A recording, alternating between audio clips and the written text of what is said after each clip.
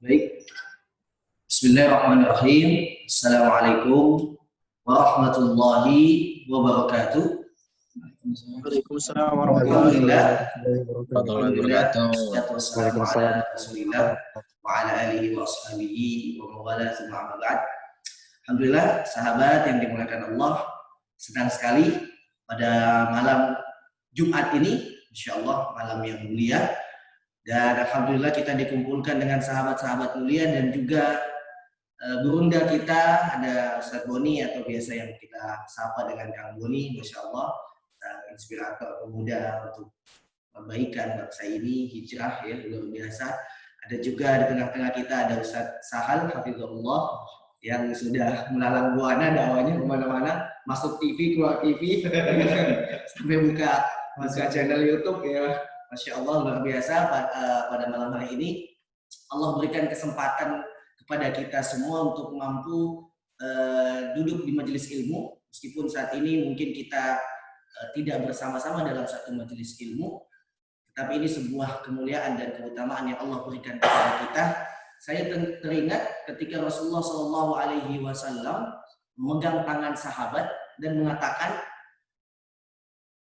sahabat, ayo kita menambah keimanan, gitu bahasanya. Ya. Yuk kita menambah keimanan. Gimana caranya Rasulullah? Kemudian Rasulullah memegang tangannya dan membawanya ke majelis ilmu. Di sinilah tempat kita menambah keimanan. Jadi sahabat yang dimuliakan Allah, sejatinya kita berada di tempat ini tidak lain untuk menambah keimanan kita, memperkuat ukhuwah kita, dan menambah kecintaan kita kepada Allah Subhanahu wa Ta'ala. Tentu pada malam hari ini kita akan membahas tema yang sangat inspiratif untuk kita bahas, khususnya saat ini kita masuk dalam tahun baru Hijriyah, yang memang ini adalah kesempatan kita, momentum kita, ya, poin yang sangat ya harus kita dapatkan dalam momentum Hijriyah ini, bagaimana kita mempunyai semangat yang baru, kita mempunyai ya kualitas hidup yang lebih baik ya dengan ya adanya tahun baru Hijriyah ini. Oke, sebelum saya mulai, saya ingin menyapa dulu Ustadz Handi Boni, Kang Boni. Assalamualaikum Ustadz. Waalaikumsalam warahmatullahi wabarakatuh. Masya Allah, dengan suaranya yang khas, yang lembut dan merdu gitu ya. Gimana Ustadz, kabarnya Ustadz? Masya Allah, alhamdulillah sehat Ustaz Fadlur Rahman, Masya Allah. Ustaz Sahal, Masya Allah, luar biasa. Ya. Suaranya bahaya, bisa terjadi kebisingan di hati akhwat. Luar biasa. Alhamdulillah, jazakallah khair untuk ustadz-ustadz kita yang sudah menyempatkan waktunya. Apalagi saat ini peserta kita ya hampir dikatakan 90% adalah milenial. Oh, Masya Allah. Masya Allah. Jadi ini luar biasa untuk kita membakar semangat anak-anak muda untuk kembali ya memperbaiki kualitas hidupnya, sehingga ke depan kita bisa melihat Abu Bakar, kita bisa melihat Umar, kita bisa melihat Tolha. Anak-anak muda yang seperti ini yang kita harapkan Ustaz ada di zaman kita saat ini, yang memang dulu adalah zaman yang terbaik. Baik, alhamdulillah kita akan langsung menyapa Kang Boni begitu Ustaz Sahal dan bertanya-tanya tentang bagaimana ya kondisi saat ini dan bagaimana ke depannya ya posisi kita sebagai anak muda, bagaimana kita menyambut tahun baru ini, apa yang harus kita persiapkan, apa yang harus kita lakukan ke depan. Dan tentu akan kita dapatkan dari bincang-bincang santai bersama Kang Boni dan juga Ustaz Sahal. Ya, hafizahumullah. Baik, saya pertama ke Kang Boni dulu nih. Siap, Ustaz. Gimana nih Kang? Keadaan, kesehatan, kemudian apa sih tips-tips, kemudian pertanyaan yang baik untuk anak-anak muda yang bisa menjadi semangat buat mereka untuk menyambut tahun baru Hijriyah, mumpung kita masih di awal Muharram ya, yang dimana kata Rasulullah ya, afdhalus syuhur, sebaik-baik bulan itu setelah bulan Ramadan adalah bulan Muharram, yang dimana kita dianjurkan untuk banyak berpuasa. Tapi ada kemuliaan di balik bulan Muharram ini. Silakan Ustadz Boni, Kang Boni untuk menyampaikan hal-hal yang penting yang bisa menjadi manfaat buat kita semua. Baik aja Ustaz, tanda sih.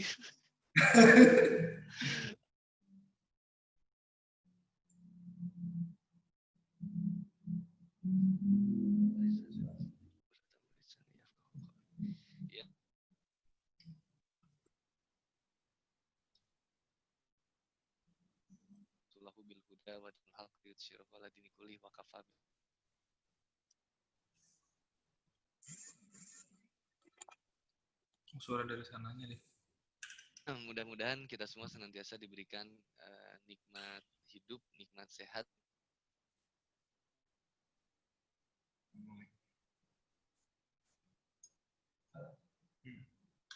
Saleh, tidak ada luka yang paling. Iya, Ustadz, suara antum tidak terdengar dengan jelas, Ustadz. Oh gitu ya? Ya. Cek. Iya, alhamdulillah sudah lumayan. Kes. Ya, alhamdulillah bersyukur kepada Allah Subhanahu wa taala bisa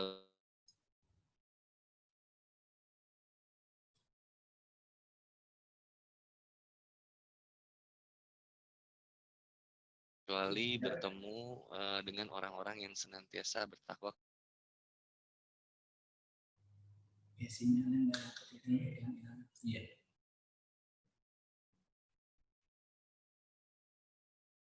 Rahman dan juga Ustadz Sahal yang senantiasa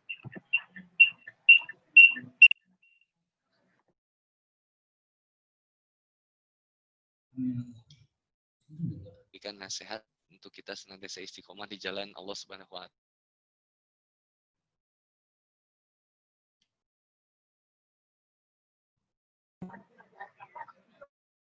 Ustaz, afwan, suara antum dan tidak terdengar dengan jelas. Mungkin mic-nya kejauhan atau Cek. Ada ya? Ada.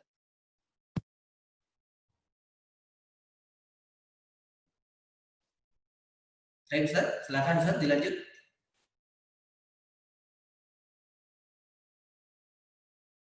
Sepertinya terputus. Ya, cek.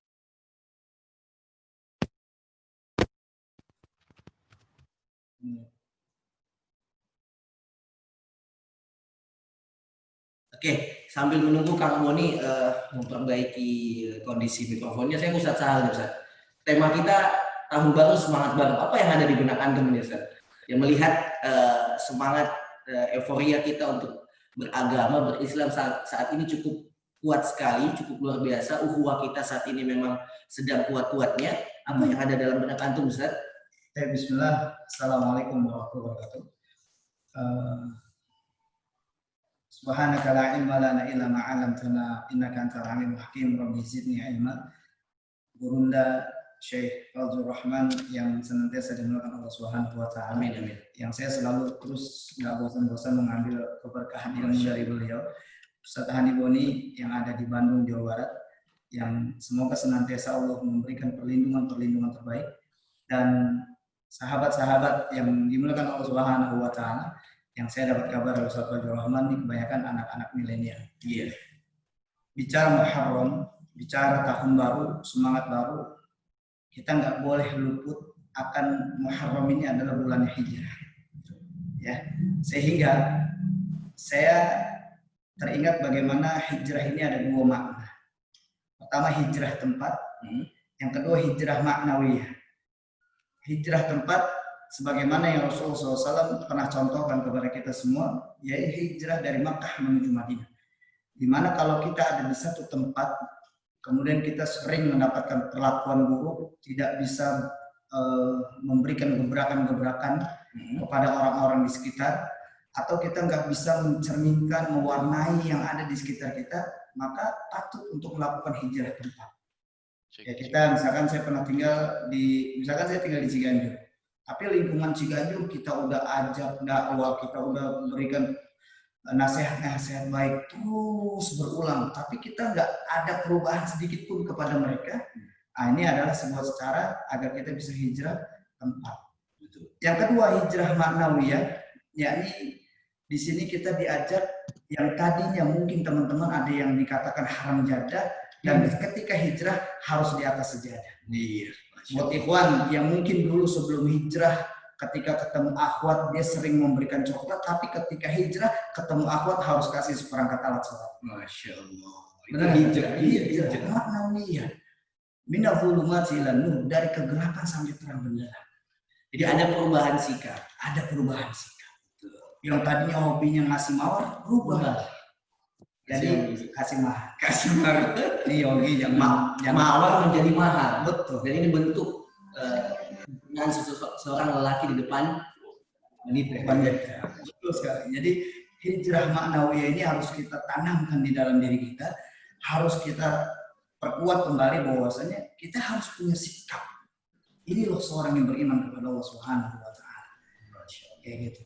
Makanya ada tahapan-tahapan yang kita ingin sampaikan bahwasanya kalau kita sudah masuk dalam konteks hijrah, pertama yang harus dilakukan adalah niat. Niat dulu. Kalau teman-teman ingin hijrah tapi tanpa diawali dengan niat, hijrah dalam segi penampilan tapi tidak ada niat yang kuat di dalam dirinya, berjenggot oke berjenggot, tapi nggak ada wujud atau nggak ada sikap yang dia menampakkan dirinya seorang yang beriman kepada Allah Subhanahu wa taala. Makanya niat ini kuat. Coba kita lihat dalam hadis sahih yang mulia, di dalam hadis Arba'in tentang bagaimana Rasulullah bersabda innama a'malu binniyat. Coba apa yang dilakukan oleh Rasulullah SAW, apa yang dicontohkan oleh Rasul? Hijrah. Fa in kana hijratuhu ila Allah wa rasulih, hijratuhu ila Allah wa rasulih. Jadi ada satu sikap tatkala kita sudah niat, maka lakukan hijrah. Kalau kita hijrah karena Allah dan Rasulnya, Allah akan berikan sesuai apa yang kita niatkan. Jadi niat itu ibarat sebuah fondasi awal kita untuk membuat kehidupan yang lebih baik, membuat suasana di sekeliling kita juga lebih baik lagi dengan niat. Jadi kalau niatnya untuk Allah, kita akan mencari suasana yang baik, lingkungan yang baik, teman yang baik, itu sudah pasti. Jadi luar biasa apa yang disampaikan Ustaz Sahal ini, makanya semangat baru. Betul. Jadi memang harus ada tertanam niat yang kuat agar kita melahirkan ruhul jadid. Ruhul jadid fi jasadil ummah. Masya Allah. Dulu lagu itu gitu. Ruhul jadid fi jasadil ummah. Nikah dulu baru jihad ke Palestina. Tidak ada syarat nikah. Iya, harus ada niat nikah dulu berarti. Yang belum nikah. Jadi ini semua gambaran awal kita Ustaz, untuk melihat bagaimana sebenarnya untuk kita memompa semangat baru ini tidak menunggu bulan Hijriah sebenarnya, karena Umar bin Khattab radhiyallahu anhu pernah berkata dalam Qaulul Athar, perkataan yang sangat baik, hasibu anfusakum qabla an tahasab. Jadi sebenarnya untuk kita mendapatkan semangat baru itu tidak susah dengan kita muhasabah. Iya. Anak muda biasanya kan lalai dengan muhasabah. Anak muda selalu menganggap kehidupan dunia itu panjang, masa muda saya panjang, kemudian waktu saya masih luang, saatnya saya untuk melakukan hal-hal suka-suka saya gitu. Sehingga mereka keluar dari koridor agama syariat. Ya, dan ini yang menjadi bahaya dan menjadi problem saat ini, Ustaz. Insyaallah. Kemudian kita coba ke Ustaz Handi Mohon ini sudah siap, udah gimana suaranya sudah Ustaz? Kang Handi Boni gimana Ustaz? Tutup ujes passwordnya. Ya Ustaz. Nah, kita pengen dengar nih dari kalimat-kalimat Ustaz Handi Boni tentang bagaimana anak muda, karena beliau merepresentatifkan anak-anak muda saat ini gitu ya. Gimana Kang Boni melihat tahun baru Hijriah ini, pandangan Kang Boni, kemudian apa yang mesti anak-anak muda lakukan sehingga bisa punya kualitas yang baik, punya karya yang baik, kemudian punya manfaat dan kepada bangsa dan agama. Baik Kang Boni, silakan.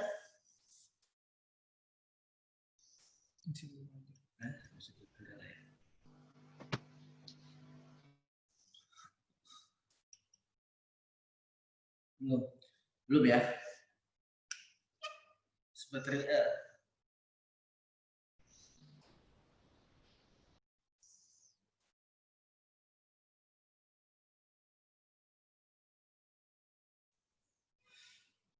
sepertinya belum terdengar dengan baik suaranya.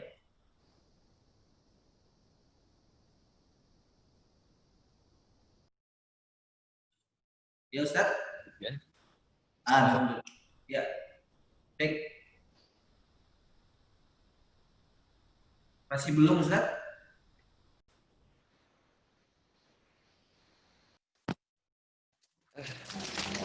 Cek. Alhamdulillah. Coba. Betul. Udah terdengar Ustaz? Ya, alhamdulillah Ustaz. Jelas. Ya, hilang lagi. Hilang lagi Ustaz. Cek, sudah terdengar Ustaz? Alhamdulillah. Silakan Ustaz.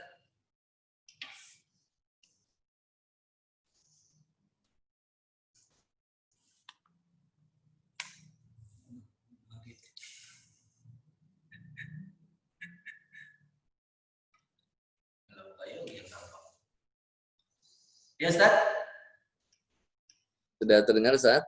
Alhamdulillah Ustaz.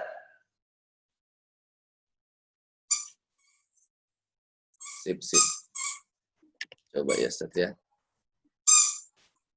Mudah-mudahan jelas dan lancar ya Ustaz ya. Alhamdulillah. Jelas Ustaz Kang Boni. Alhamdulillah.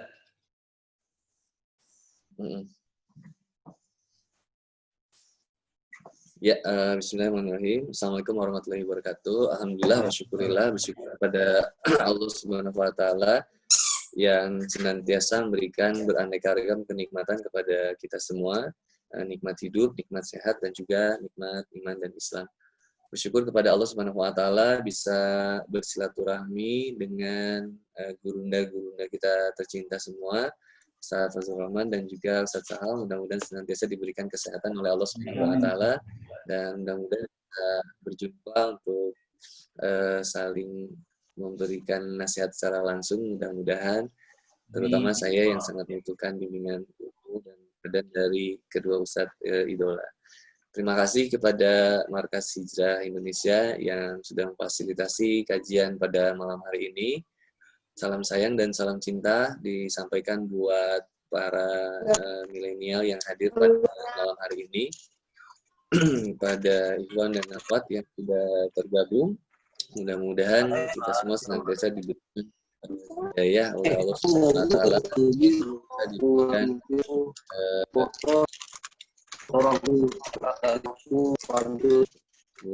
Teh Ajeng, maaf, bisa di-mute dulu Teh Ajeng. Ya, untuk sahabat yang baru bergabung silakan di-mute dulu ya, sehingga tidak mengganggu kondisi kajian kita.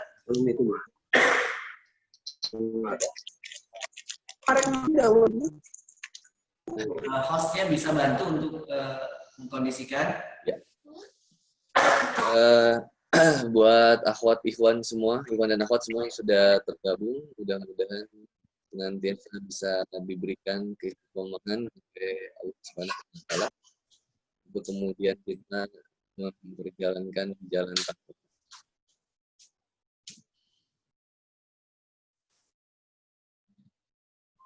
Cek. Ya Ustaz, Fadol dilanjut Ustaz, silakan Ustaz.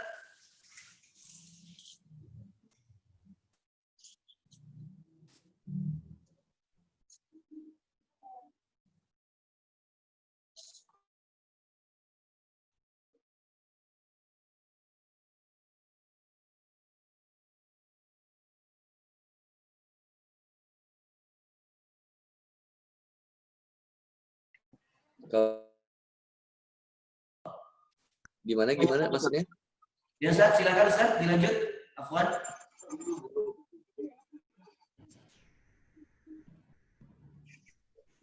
Ya,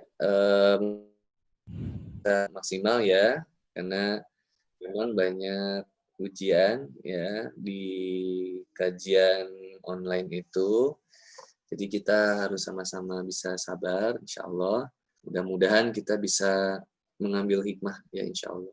Jadi ada yang menarik di milenial, misalkan ya, milenial hari ini kondisinya kan, kalau aku suka bilangnya kondisi milenial ini kondisi yang sangat riskan. Gitu. Kenapa riskan? Karena betapa besarnya orang-orang yang membenci Islam itu sangat menguasai arus informasi. Sehingga mereka bisa bebas menyampaikan segala sesuatunya untuk kemudian mendistrak mental moral anak muslim gitu ya. Indonesia ini kan luar biasa gitu ya. Negara muslim yang paling besar di dunia gitu. Dan luar biasanya juga bagaimana kemudian kita sudah sangat terdistorsi oleh arus-arus pemikiran barat dan juga bahkan arus pemikiran yang saat ini juga masuk dari berbagai kebudayaan luar gitu. Dan kita tuh sangat pride banget gitu sama budaya itu. Mau itu budaya dari Amerika, British, ataupun K-pop, ataupun Wibu, misalkan. Semua masuk itu mendistrak para generasi milenial. Dan ada ungkapan kan yang seperti biasa disampaikan, you become what you love gitu. Kamu menjadi seperti apa yang kamu cintai. You become what you see, you become what you hear. Kamu menjadi seperti apa yang kamu dengar, dan kamu menjadi seperti apa yang kamu lihat. Jadi ternyata apa yang kita lihat, apa yang kita dengar, apa yang kita rasakan itu sangat berpengaruh dalam kehidupan. Ada ayat yang indah buat saya, sangat indah banget. Ayatnya Quran surat Ali Imran ayat 190 kalau tidak salah, nanti mohon diingatkan oleh Ustaz. Alladzina yazkurunallaha qiyaman wa qu'udan wa junubihim wa yatafakkarunallaha fi khalqis samawati wal ardh. Jadi orang yang disebut ulul albab itu ternyata orang yang senantiasa ingat kepada Allah, baik dalam keadaan berdiri, dalam keadaan duduk, maupun dalam keadaan berbaring. Dan dia senantiasa wayatafakkarun Allah. Dia senantiasa memikirkan ayat-ayat Allah. Fi khalqis samawati wal ardh, penciptaan, tentang penciptaan langit dan bumi, juga apa yang ada di antaranya. Dan kemudian ditutup dengan doa yang sangat dalam banget gitu. Kalau bahasa milenialnya jelek banget gitu. Robbana ma khalaqta batila subhanaka faqina azabana. Jadi kata Allah, ada doa di situ, yaitu sungguhnya ya Allah, segala sesuatu ini Engkau tidak menciptakan sia-sia. Ternyata semua yang diciptakan sama Allah tidak ada kesia-siaan. Kemudian kita diajak untuk senantiasa berlindung berlindung dari siksa api neraka. Nah, menarik kan di sini. Sehingga ketika melihat perkembangan milenial sebenarnya, lalu kemudian ada ayat-ayat Allah di sana untuk kemudian kita mengambil hikmah untuk kemudian bagaimana kita bersikap. Kalau milenial sangat menyadari sebenarnya nilai-nilai kebaikan itu ataupun nilai-nilai jalan ketaatan itu sebenarnya sudah sangat ditampakkan. Sehingga sebenarnya orang yang mampu bukan sekedar melihat, tapi melihat dengan hati, mendengar dengan hati, itu akan mudah untuk kemudian kita nge-barricade atau ada blocking lah terhadap kemudian arus informasi maupun perkembangan-perkembangan dari barat untuk bisa sampai kepada diri kita. Sehingga kita punya ada kayak benteng gitu untuk kemudian, atau saringan filter bahkan untuk kemudian kita bisa menyikapi. Sampai akhirnya kan hari ini luar biasa ya, pacaran dianggap hal yang biasa. Bahkan bagi beberapa ikhwan, saya kira mereka yang ilmu tentang keislamannya baik gitu, ikhwan ini, tapi atau akhwat, terkadang mereka nggak yakin kalau dengan sistem Islam itu bisa sampai kepada pernikahan yang sakinah mawaddah warahmah. Mereka yakinnya tuh harus lewat pacaran dulu. Ini kasusnya kan luar biasa ya, kasus itu banyak banget, luar biasa. Sampai kemudian, aduh, kalau yang curhat tuh Ustaz, Masya Allah, dari yang mulai dihamili lah, udah gitu kemudian diputusin, pengen bunuh diri, ya ampun bro, gitu, sampai segitunya gitu, seseorang itu hancurnya luar biasa. Ini kan permasalahan yang luar biasa gitu. Bagi saya sih melihat hal ini luar biasa, apalagi kalau kalian lihat data-data statistik tentang perkembangan pacaran dan juga perkembangan free sex di Indonesia ini, subhanallah lah, pokoknya ngeri banget lah pokoknya gitu. Ditambah belum lagi kemudian kita ditambah dengan tampilan-tampilan di sosial media ataupun di layar televisi yang kemudian mengarahkan kepada pacaran itu menjadi hal yang seperti yang biasa gitu. Drama-drama yang diciptakan seperti broken heart-nya seorang, misalkan mohon maaf ya, saya sebut aja Lesti Kejora dengan siapa?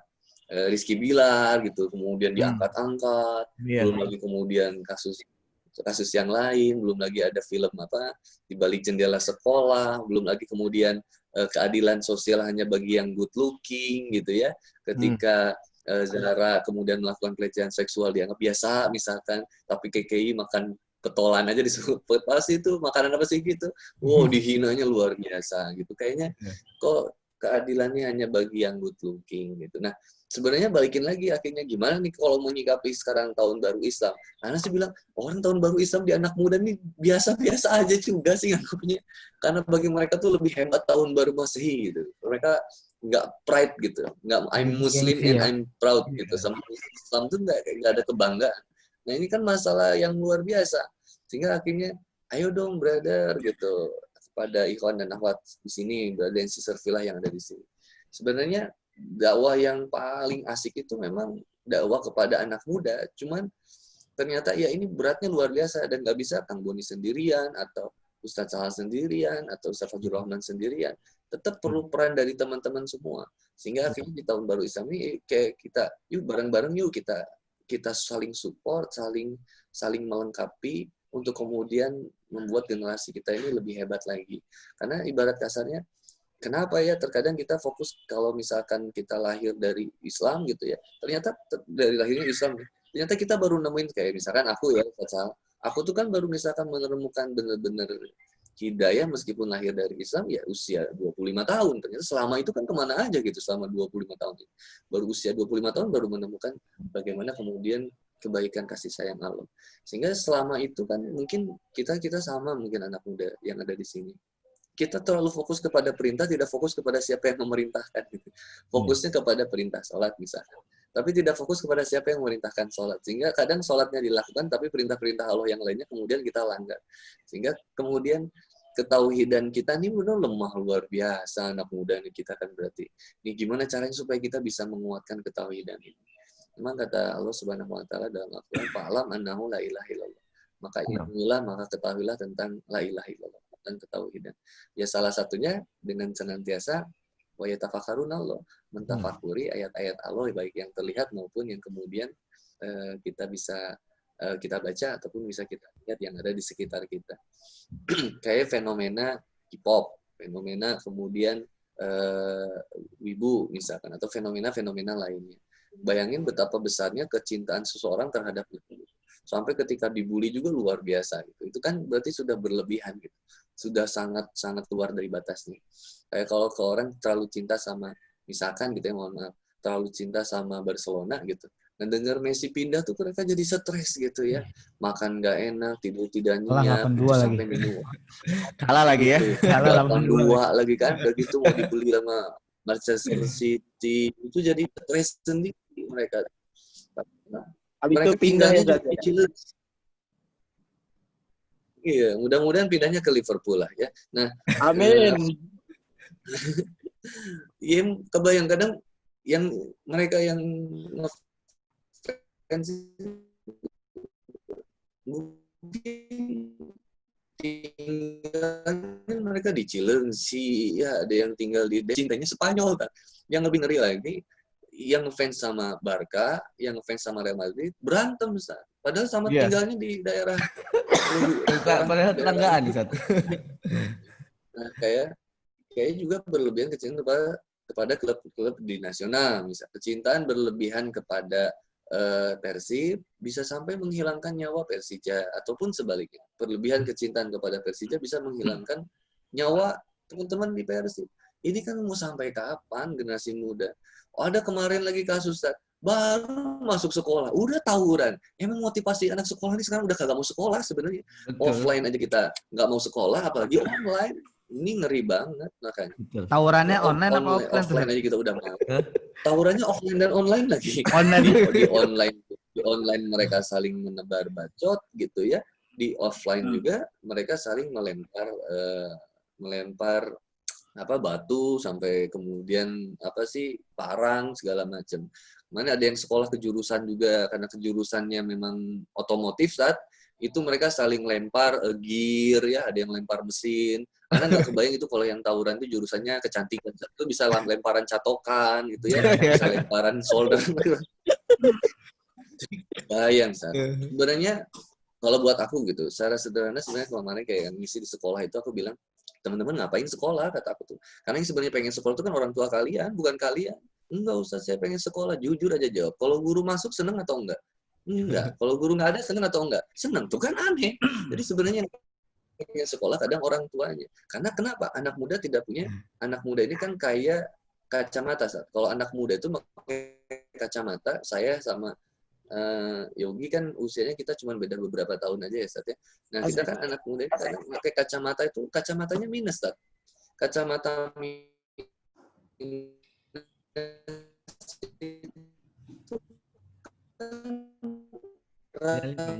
rabunnya rabun jauh, bukan rabun tuamu sambil menunggu kematiannya. Yang lebih ngeri lagi, orang tuamu membesarkan dirimu untuk kemudian memberikan makan kepadamu, tapi engkau sudah besar malah diet. Nah, ayo hati-hati yogi ya. Itu kan luar biasa itu. Nah, ada juga orang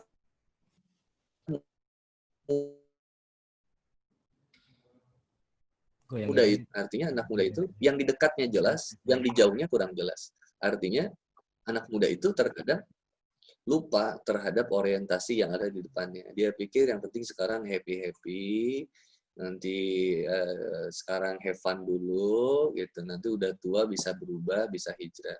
Teman Ana bilang, Bon, gua yang penting sekarang happy dulu, gitu. Foya-foya, seneng-seneng, nanti begitu Ana nikah, shalom buat gitu. Ternyata sebelum nikah kagak, mati iya Ustaz. Iya, Allah Ustaz.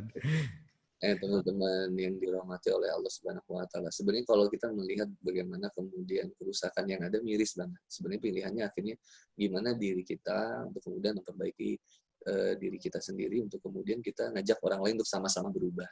Yang ternyata caranya itu ya #do something lah. Yuk, do something lah buat diri kita. At least yang pertama mungkin bisa jadi kita mengurangi habits yang nggak bermanfaat buat kita. Husni Islami Mari tarku malayani. Di antara kebaikan seorang muslim itu dia ninggalin hal-hal yang nggak bermanfaat. Pacaran itu nggak ada manfaatnya demi Allah. Pacaran nggak ada manfaatnya.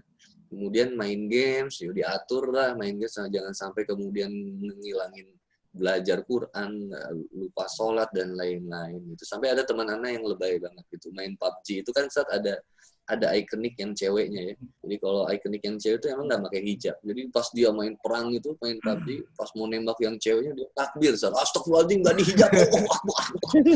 Karena lebay banget sih gitu. Jadi sebenarnya ayo bisa kita kurangin lah sesuatu yang nggak bermanfaat. Jadi yang pertama, ayo do something yuk, lakuin sesuatu yang berguna buat diri dan juga masyarakat, orang-orang di sekitar kita. Kan berarti ketika kita hijrah, kita nggak peduli sama orang-orang yang ada di sekitar kita. Jangan menilai seseorang dengan keimanan, ketakwaan, ilmu yang kita miliki. Karena seseorang bisa jadi tidak tahu tentang ilmu itu, maka kemudian kita bersabar untuk membersamai keburukannya bahkan. Kalau bersabar dengan kebaikannya, itu kayaknya hal yang biasa. Ana baik sama Yogi karena Yogi baik, itu biasa, standar. Tapi Ana bisa sabar dengan keburukan yang ada di Yogi, nah itu hal yang luar biasa. Begitupun juga sebaliknya. Yogi bersabar dengan Ana. Ana memang dihadirkan bagi Yogi itu memang ujian. Ya, bagi Yogi, bukan sebagai guru memang. Guru yang bisa didapatkan dari Ana memang belajarlah dari keburukan dari Hani Boni, Yohai Yogi, ya, dan teman-teman yang lain. Nah, dari proses ini, yang pertama, do something. Kemudian yang kedua, hancurin kebiasaan yang buruk. Kalau kata Linkin Park, breaks your habit gitu ya. Bad habits berarti. Hancurin kebiasaan yang buruk. At the first you make habits, at last habits make you. Pada awalnya kita membangun kebiasaan, sampai akhirnya kebiasaan itu yang akan kemudian menjadikan karakter diri kita. Kalau dari anak muda, kita udah dididik malas, kaum rebahan, cinta pornografi, cinta porno aksi, ya udah yang terbentuknya mentalnya begitu. Rusak luar biasa kalau begitu. Maka ayo hancurin dari situ, mulailah unfollow ya, unfollow lah. Sesuatu yang nggak bermanfaat, wahai ikhwan. TikTok-TikTokan udah nggak usah dilihat, nggak usah ditontonin gitu ya, unfollow. Anya Geraldine nggak usah terlalu dilihat lagi, maupun Anya Geraldine mau putus sama pacarnya juga nggak usah berpengaruh dalam hidup antum. Belum tentu dia juga bakal jadian sama antum ya gitu. Kecuali Anya Geraldine tobat, dihijab, mendekati Hani Boni, antum nggak usah protes ya. Lalu kemudian kebiasaan-kebiasaan buruk yang lain, munculkanlah kebiasaan-kebiasaan yang baik. Kebiasaan-kebiasaan yang baik ya salah satunya read some books, ayo baca buku gitu, baca brother, karena kebiasaan orang Indonesia itu semakin banyak berkomentar, makin ketahuan bahwa dia tidak pernah membaca. Ayo baca buku-buku yang bagus lah. Banyak buku-buku yang bagus. Salah satunya buku Allah Beri Aku Kesempatan, itu bagus juga bukunya ya. Insya Allah luar biasa. Nah, itu kemudian kepo sama urusan-urusan yang baik gitu. Kepo itu kan akronim dari knowing every particular object. Jadi sangat mengetahui sampai hal yang detail. Jadi jangan kepoin mantan, tapi kepoilah sejarah Rasulullah SAW. Kata Allah SWT ngajak kita kan, kul in kuntum tuhibbunallah fattabi'uni yuhibbukumullah wa yaghfir lakum dzunubakum, dan seterusnya. Ayo mulai kita menanamkan kecintaan kepada agama kita dan bangga terhadap nilai-nilai yang ada di agama kita. Karena dengan cara itulah kemudian kita bisa memperkenalkan kepada saudara-saudara kita, sahabat-sahabat kita, bahwa nikmat banget dalam beriman dan berislam itu. Enjoy banget gitu. Nggak jadi memalukan. Kalau jalan takwa itu memang mendaki lagi sukar, brother. Jalan kemaksiatan itu kelihatannya keren, ujungnya kita yang adanya penyesalan. Jalan takwa ini kayaknya kelihatannya kaku gitu. Jalan takwa tuh kayaknya dinilainya kayaknya aduh nggak asik gitu.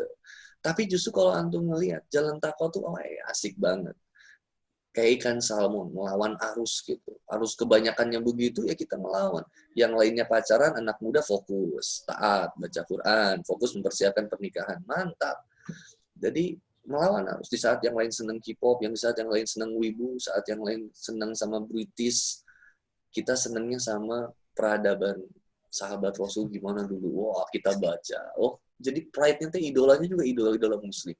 Barbarossa, Muhammad Al-Fatih, Salahuddin Al-Ayyubi. Wah, idola-idolanya tuh yang memang keren gitu. Dan itu kan yang senantiasa dibungkam di dunia. History itu kan history, dia bercerita. Harusnya sajarah tuh. Coba lihat sejarah bagaimana menanamkan ketauhidan pada generasi sahabat pada saat itu dan juga generasi muslim yang lainnya. Keren banget, brother, ketika meniti jalan takwa itu. Kalau cuman sekedar marah, singa juga bisa, brother. Lebay banget itu yang kemarin di jalan tol, subhanallah. Lecet sedikit, wanita hamil ditonjok. Subhanallah. Kenapa sih? Cuma masalah lecet sedikit aja. Kita kalau marah diganggu, dihina gonggong, itu anjing juga bisa, singa juga bisa, hewan juga bisa. Tapi manusia diberikan kemudian sifat yang begitu mulia. Dia bisa memilih untuk kemudian dia sabar. Yang lain boleh marah, kita ramah. Yang lain boleh menjadi pembenci, kita menjadi penyayang. Yang lain boleh menjauhi, kita berusaha untuk mendekati. Boleh tastawil hasanatu ala sayyi'ah. Ayo balas setiap keburukan itu dengan kebaikan.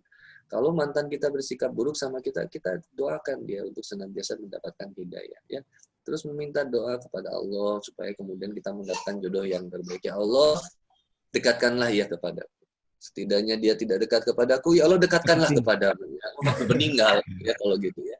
Jadi doakan yang baik-baik. Mantan itu kan akronim dari manis dalam ingatan. Jadi cukup diingat menjadi bahan istighfar. Untuk selanjutnya kita perbaiki diri kita. Wahai laki-laki, fokuslah memperbaiki diri, jangan berfokus mendapatkan wanita yang terbaik. Jadi fokuslah memperbaiki diri karena wanita yang terbaik juga akan datang. Nah, laki-laki yang terbaik itu memang yang tidak banyak mengobrol janji, tidak banyak caper gitu ya. Laki-laki yang terbaik ya keep silent beauty gitu. Tetap diam, ya lihat kayak buaya ya. Buaya di laut itu memang bagus gitu ya, tapi ketika buaya sudah di darat memang berbahaya. Kan kalau buaya di rawa tuh pelan-pelan itu keren gitu kan, kayak kita banget lah gitu. Jadi santai gitu ya hidupnya gitu. Apalagi kalau sudah menikah kan alhamdulillah sudah terarah kehidupannya ya. Kalau yang Ikhwan yang belum menikah memang terlihat sangat berat perjuangannya gitu ya. Ternyata semakin kesini godaannya itu semakin besar. Tapi itulah titian jalan takwa. Maka sebenarnya teman-teman yang dirahmati oleh Allah Subhanahu wa taala, satu do something di Muharram yang di Al-Muharram ini, do something, lakukan sesuatu yang baik lah. Lakukan sesuatu yang bermanfaat dan berguna untuk diri kita. Kemudian yang kedua, apa sih tadi yang kedua? Hancurin kebiasaan yang buruk, mulai kebiasaan yang bagus, good habits. Mulai habits-habits yang berguna. Kemudian yang ketiga, lupa lelah di jalan takwa. Jangan merasa lelah berada di dalam jalan takwa. Berlelah-lelahlah di dunia, asal jangan sampai kita berlelah-lelah nanti di akhirat. Nggak apa-apa berlelah-lelah kita di dunia. Habis waktunya kita buat baca buku, habis waktunya buat bersilaturahmi, majlis ilmu. Karena setiap yang ada di diri kita kan bakal dihisap. Nah, teman-teman yang datang di kajian malam ini, via Zoom ini, setiap kuota teman-teman nanti insya Allah akan bersaksi di hadapan Allah bahwa saya dipergunakan dengan sesuatu yang baik. Bayangin, kuota kita yang 30 giga bagi para penyembah tri, yang punya sampai 30 giga, itu kan nanti bakal dihisap sama Allah. Setiap giganya dipakai apa. Nah, kebayang kalau misalkan setiap kuota kita pakai di jalan Allah. Siapa manusia yang paling baik? Siapa pemudi yang paling baik? Kaum milenial yang paling baik? Yaitu mereka yang diberikan potensi sama Allah, baik harta, kesehatan, kan dia pakai itu untuk mendekat kepada Allah. Siapa manusia yang paling buruk? Adalah manusia yang dikasih potensi sama Allah, dikasih kuota, dikasih pulsa, dikasih handphone yang bagus, dikasih harta yang banyak, tapi dia pergunakan untuk mengkhianati Allah. Nah, teman-teman, yang keempat berikutnya adalah berkembang biak, berkembang baik. Ayo semakin banyak menebar sahabat-sahabat kita. Gabung sama Markas Hijrah Indonesia yang ada di Jakarta, binaan dari Ustadz Sahal dan Ibu Ustadz Fazlur Rahman, untuk kemudian kita sama-sama meniti jalan takwa. Semakin banyak teman yang soleh, insya Allah akan senantiasa saling mengingatkan dan saling menguatkan. Handphone itu kalau kita punya charger tinggal colok, tapi kalau kita keluar itu kita kadang butuh yang namanya power bank. Nah, power bank terbaik manusia itu salah satunya sahabat yang soleh, yang senantiasa ngecas kita. Nah, yang kelima ya mulai dari diri kita dan mulai dari saat ini. Karena kalau keras sama orang, kita dikerasin sama orang kita nggak suka. Teman-teman mau denger ribuan tausiah sekalipun, kalau nggak teman-teman keras sama diri, ya susah. Yang bisa keras sama diri itu bukan Ustadz Sahal, bukan Ustadz Fazlur Rahman, bukan Handi Boni. Yang bisa keras sama diri itu ya diri kita sendiri. Mau keras nggak sama diri kita sendiri? Keras dalam artian memicu dan memacu diri kita untuk senantiasa mengingat dan menguatkan iman kepada Allah Subhanahu wa taala dengan memperjalankan. Puncak gunung yang indah sekalipun itu perlu didaki dengan sabar dan senantiasa penuh perjuangan. Tapi ingat, dalam pendakian gunung tidak boleh banyak beristirahat dan nggak boleh melihat ke belakang. Pendakian yang paling nikmat adalah dilakukan bersama-sama, tidak banyak beristirahat, dan senantiasa fokus kepada tujuan akhir. Ketika sudah sampai di atas, bersyukur kepada Allah Subhanahu wa taala. Bayangin, orang yang udah naik gunung itu akan menikmati pemandangan yang indah. Pemandangan yang indah itu didapatkan dari perjuangan yang sangat luar biasa. Pendakian jalan takwa, pendakian yang sangat luar biasa. Melelahkan dan penuh perjuangan. Dan mungkin akan menggoreskan luka di hati kita. Tapi insya Allah setiap perih, luka, semuanya akan terbayarkan sudah. Seperti doa kita ketika buka puasa. Sahabat Zomaru, ya Allah, telah terbasahi urat-urat leherku, kerongkonganku, nikmat banget ya Allah. Dan yang tersisa adalah pahala. Setiap letih kami di dunia dalam kemudian menahan untuk tidak berpacaran, gak mau maksiat, meniti jalan takwa dengan banyak majelis ilmu, datengin kajian, bersilaturahmi, walaupun harta kami habis, kami dipandang sebagai anak muda yang gak asik, gak keren, ternyata semuanya terbayarkan. Penderitaan kami selama ini terbayarkan dengan kenikmatan surga. Masya Allah. Ini hal yang luar biasa. Luar biasa, Nah, Masya terakhir, Allah. Masya Allah. Saya sampai nggak bisa ngomong nih. Nikmat banget mendengarkan Ustadz Handi Boni ngasih tausiah itu sampai saya lupa bahwasanya ada Ustadz Sahal di samping saya. Enggak aneh Ada lupa kalau ada antum sampai enggak aneh meleleh nih satu bahaya nih. ya nonton video YouTube nih. Jadi saya sampai lupa. Gimana Ustadz Sahal? Silakan dilengkapi. Karena ampun Ustaz. ini yang jomblo ketawa paling ngakak tuh Ustaz. Yogi. Gimana Ustadz? Silakan. Masya Allah. Ustadz Handi Boni tadi sudah mengemas dengan bahasa yang luar biasa tentang bagaimana anak muda itu punya something yang mesti dia perjuangkan dalam hidupnya gitu. Tidak hanya ngikutin arus gitu, tidak hanya mengikuti lifestyle kemudian situasi saat ini gitu. Luar biasa Ustadz Handi Boni membahasakan dengan bahasa yang sangat renyah ya bagi anak-anak milenial kita. Gimana Ustadz? Melengkapi pembahasan Ustadz Boni. Gitu. Masya Allah, ini saya mendengar apa yang disampaikan Ustadz Handi Boni terkait lelah meniti jalan takwa. Saya ingat bagaimana firman Allah Subhanahu wa taala yang kita tahu ada kalimat al-zulumat. Az-zulumat. Al-zulumat ini katanya menggunakan jamak, ya kan?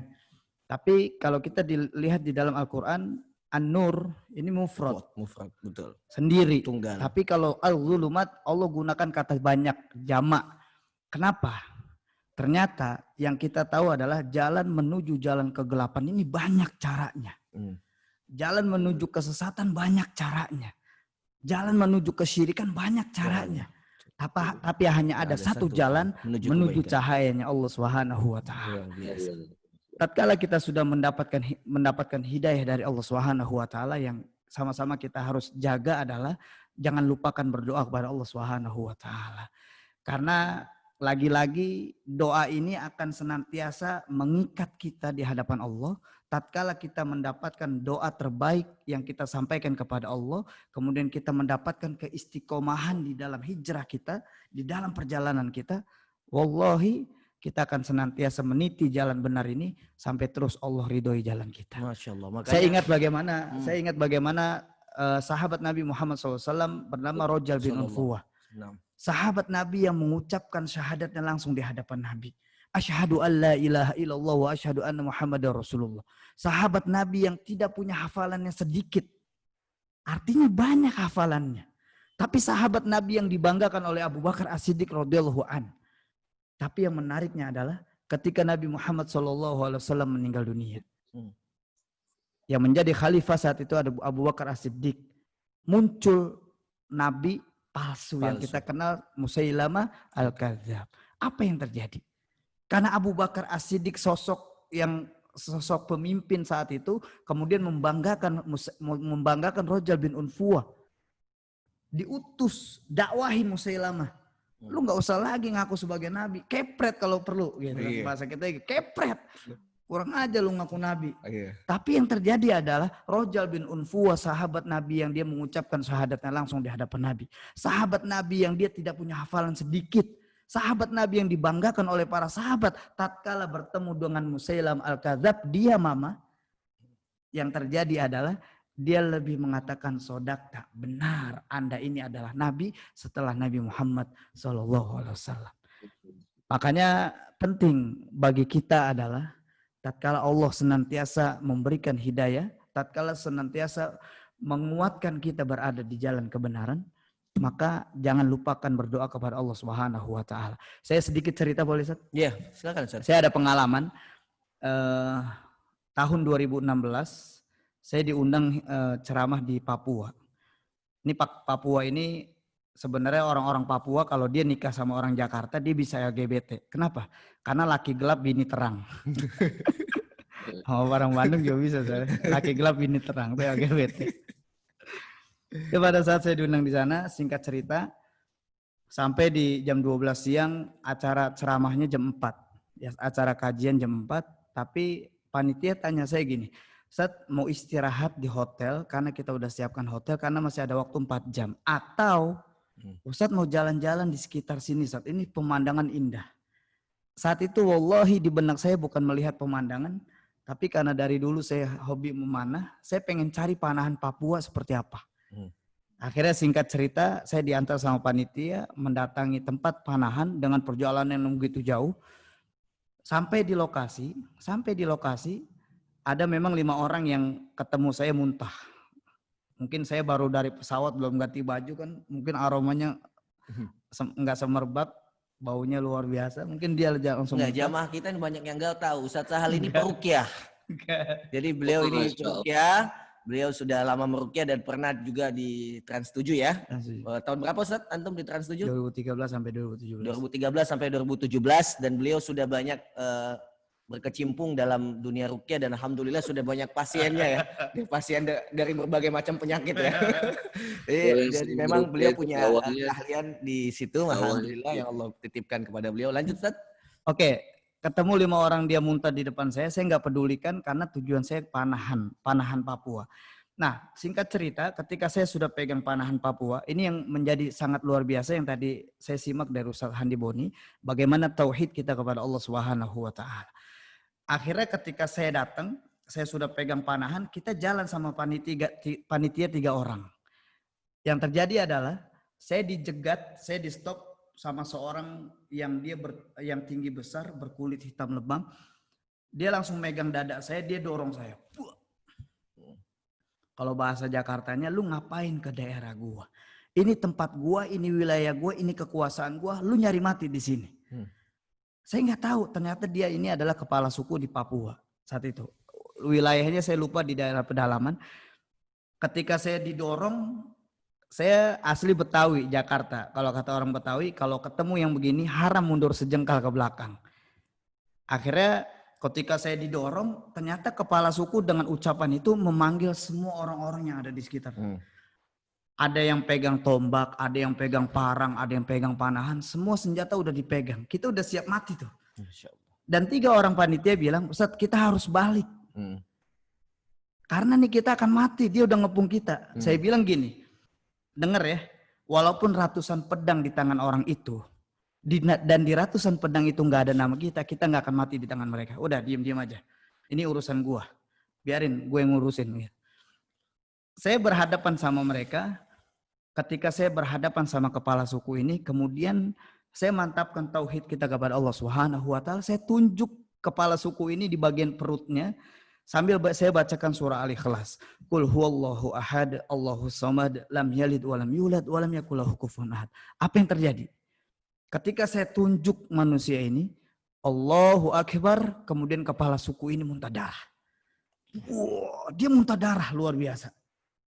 Ketika muntah darah, akhirnya yang megang tombak paling depan, yang megang panah udah siap, dia mundur. Saya punya prasangka baik. Kenapa mereka mundur? Mungkin mereka menganggap gila kepala suku gua aja ditunjuk muntah darah. Apalagi gua gitu. Prasangka baik saya waktu itu saat itu begitu. Ketika dia muntah darah, langsung saya majuin. Langsung saya tepuk pundaknya. Pak, lu tahu nggak? Walaupun orang kayak lu, 100 kayak lu, 1000 kayak lu di depan gua, wallahi gua nggak mundur. Demi Allah gua nggak mundur. Karena gua bersama Allah. Allahu Akbar. Walaupun gua sendiri ngadepin lu, gua sama Allah, gua nggak takut. Jadi lu mau apa? Saya tantangin. Jadi lu mau apa? Lu mau bunuh gua? Ayo. Kalau di Jakarta dia saya pantunin. Mungkin saya bisa pantunin gini. Bung, gulali gula Jawa, mie tek-tek ayam penyet. Gua geli mau ketawa melihat muka lu kayak ketek monyet. Kalau di Jakarta aneh banget. Dia nggak paham. Tapi anda simaknya, aneh nggak jadi pantunin deh. Untung nggak bisa bahasa Papua ya. Nah, pas saya sudah berhadapan dengan kepala suku ini, bahkan saya dorong balik. Jadi mau apa? Gua sama Allah. Lu tahu nggak yang tadi gua baca itu apa? Itu tentang bagaimana keesaan Allah. Yang menariknya adalah kepala suku ini kembali bertanya saya, lantas di mana Allah Anda itu berada? Allahu Akbar. Ketika dia nanya Allah saya berada di mana, saya langsung bilang panitia, tolong tulis alamat lengkap, suruh orang ini datang. Saya bilang datang ke tempat nanti saya akan ngisi pengajian. Singkat cerita, jam 4 sore, ternyata dia datang dengan 10 orang. Dia sendiri ditemani dengan 9 orang, total 10 orang. Saya baru duduk, saya baru muqaddimah. Assalamualaikum warahmatullahi wabarakatuh. Dan dia datang nepuk paha saya dengan kuat. Sambil nunjuk saya. Akhirnya semua jamaah panik. Yang terjadi adalah saya bilang, semua jamaah tenang. Di hadapan saya ada 10 orang kafir. Kalau dia datang ke sini untuk menumpahkan mendarah saya di tempat ini, wallahi kita usir mereka. Najis tempat ini untuk mereka. Ini orang-orang kafir bisa kita bantai nih. Saya provokasi semua jamaah. Saya bilang, ini kawasan kita. Nggak peduli dia datang hidup, kalau dia macam-macam keluar mati. Nah setelah itu, luar biasanya kepala suku ini bilang ke saya datang ke sini pengen kenal Allah Anda yang hebat itu, kata dia. Allahu Akbar. Ternyata 10 orang ini dibimbing sama kepala suku, dia mengucapkan 2 kalimat syahadat. Ketika dia mengucapkan 2 kalimat syahadat, singkat cerita di malam harinya ba'da Isya, saya diajak sama kepala suku tadi, Pak ikut saya ke tempat yang tadi Bapak datang. Ternyata saya datang di malam hari jam 8.30 malam. Ternyata di sana udah dikumpulkan sama kepala suku ini, dan kepala suku ini bilang, baru saja di sore hari saya mengucapkan syahadat dan saya memeluk agama Islam melewat Bapak ini. Dan saya ingin kalian semuanya pun ikut bersama saya mengucapkan 2 kalimat syahadat. Dan di malam itu tercatat hampir 500 lebih orang mengucapkan 2 kalimat syahadat. Allahu Akbar. Itu karena kemantapan tauhid. Allahu Akbar. Makanya perlu sekali anak-anak muda, milenial, perlu mulai detik ini kita harus terus memantapkan nilai-nilai tauhid di dalam kehidupan kita. La ilaha illallah. Tatkala kita mengucapkan Allahu Akbar. Saya ingat bagaimana tatkala di tahun 2000 umat Islam dibantai di Ambon. Apa yang terjadi? Ada kafir salibis tatkala dibantai di Ambon. Kemudian bercerita karena Allah berikan hidayah sama dia. Dan dia bercerita ketika kami berhadapan dengan muslimin. Mukminin, mujahidin yang ada di Ambon. Ketika mereka persenjataannya kuat, lengkap, kami nggak takut. Namun tatkala mukminin, mujahidin yang ada di Ambon berteriak Allahu Akbar, ini membuat kami takut, ini yang membuat kami lari tunggang langgang. Ternyata nilai-nilai tauhid yang tertanam di dalam diri kita ini bisa menggeparkan musuh-musuh Allah. Tidak heran Ustadz, bagaimana dulu sahabat Rasulullah itu bisa hebat luar biasa.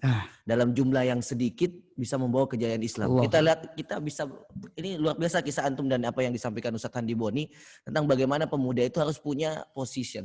ya punya posisi yang mantap di Luar mana biasa. dia berada sehingga Betul. dia tidak ikut arah gitu ya. Kita kalau lihat bagaimana sahabat Rasulullah awal mula periode Mekah 13 tahun di Mekah itu sangat sedikit. Oke. Bahkan awal-awal mula yang menyambut dakwah Rasulullah itu sahabat-sahabat yang umurnya di bawah 20 tahun.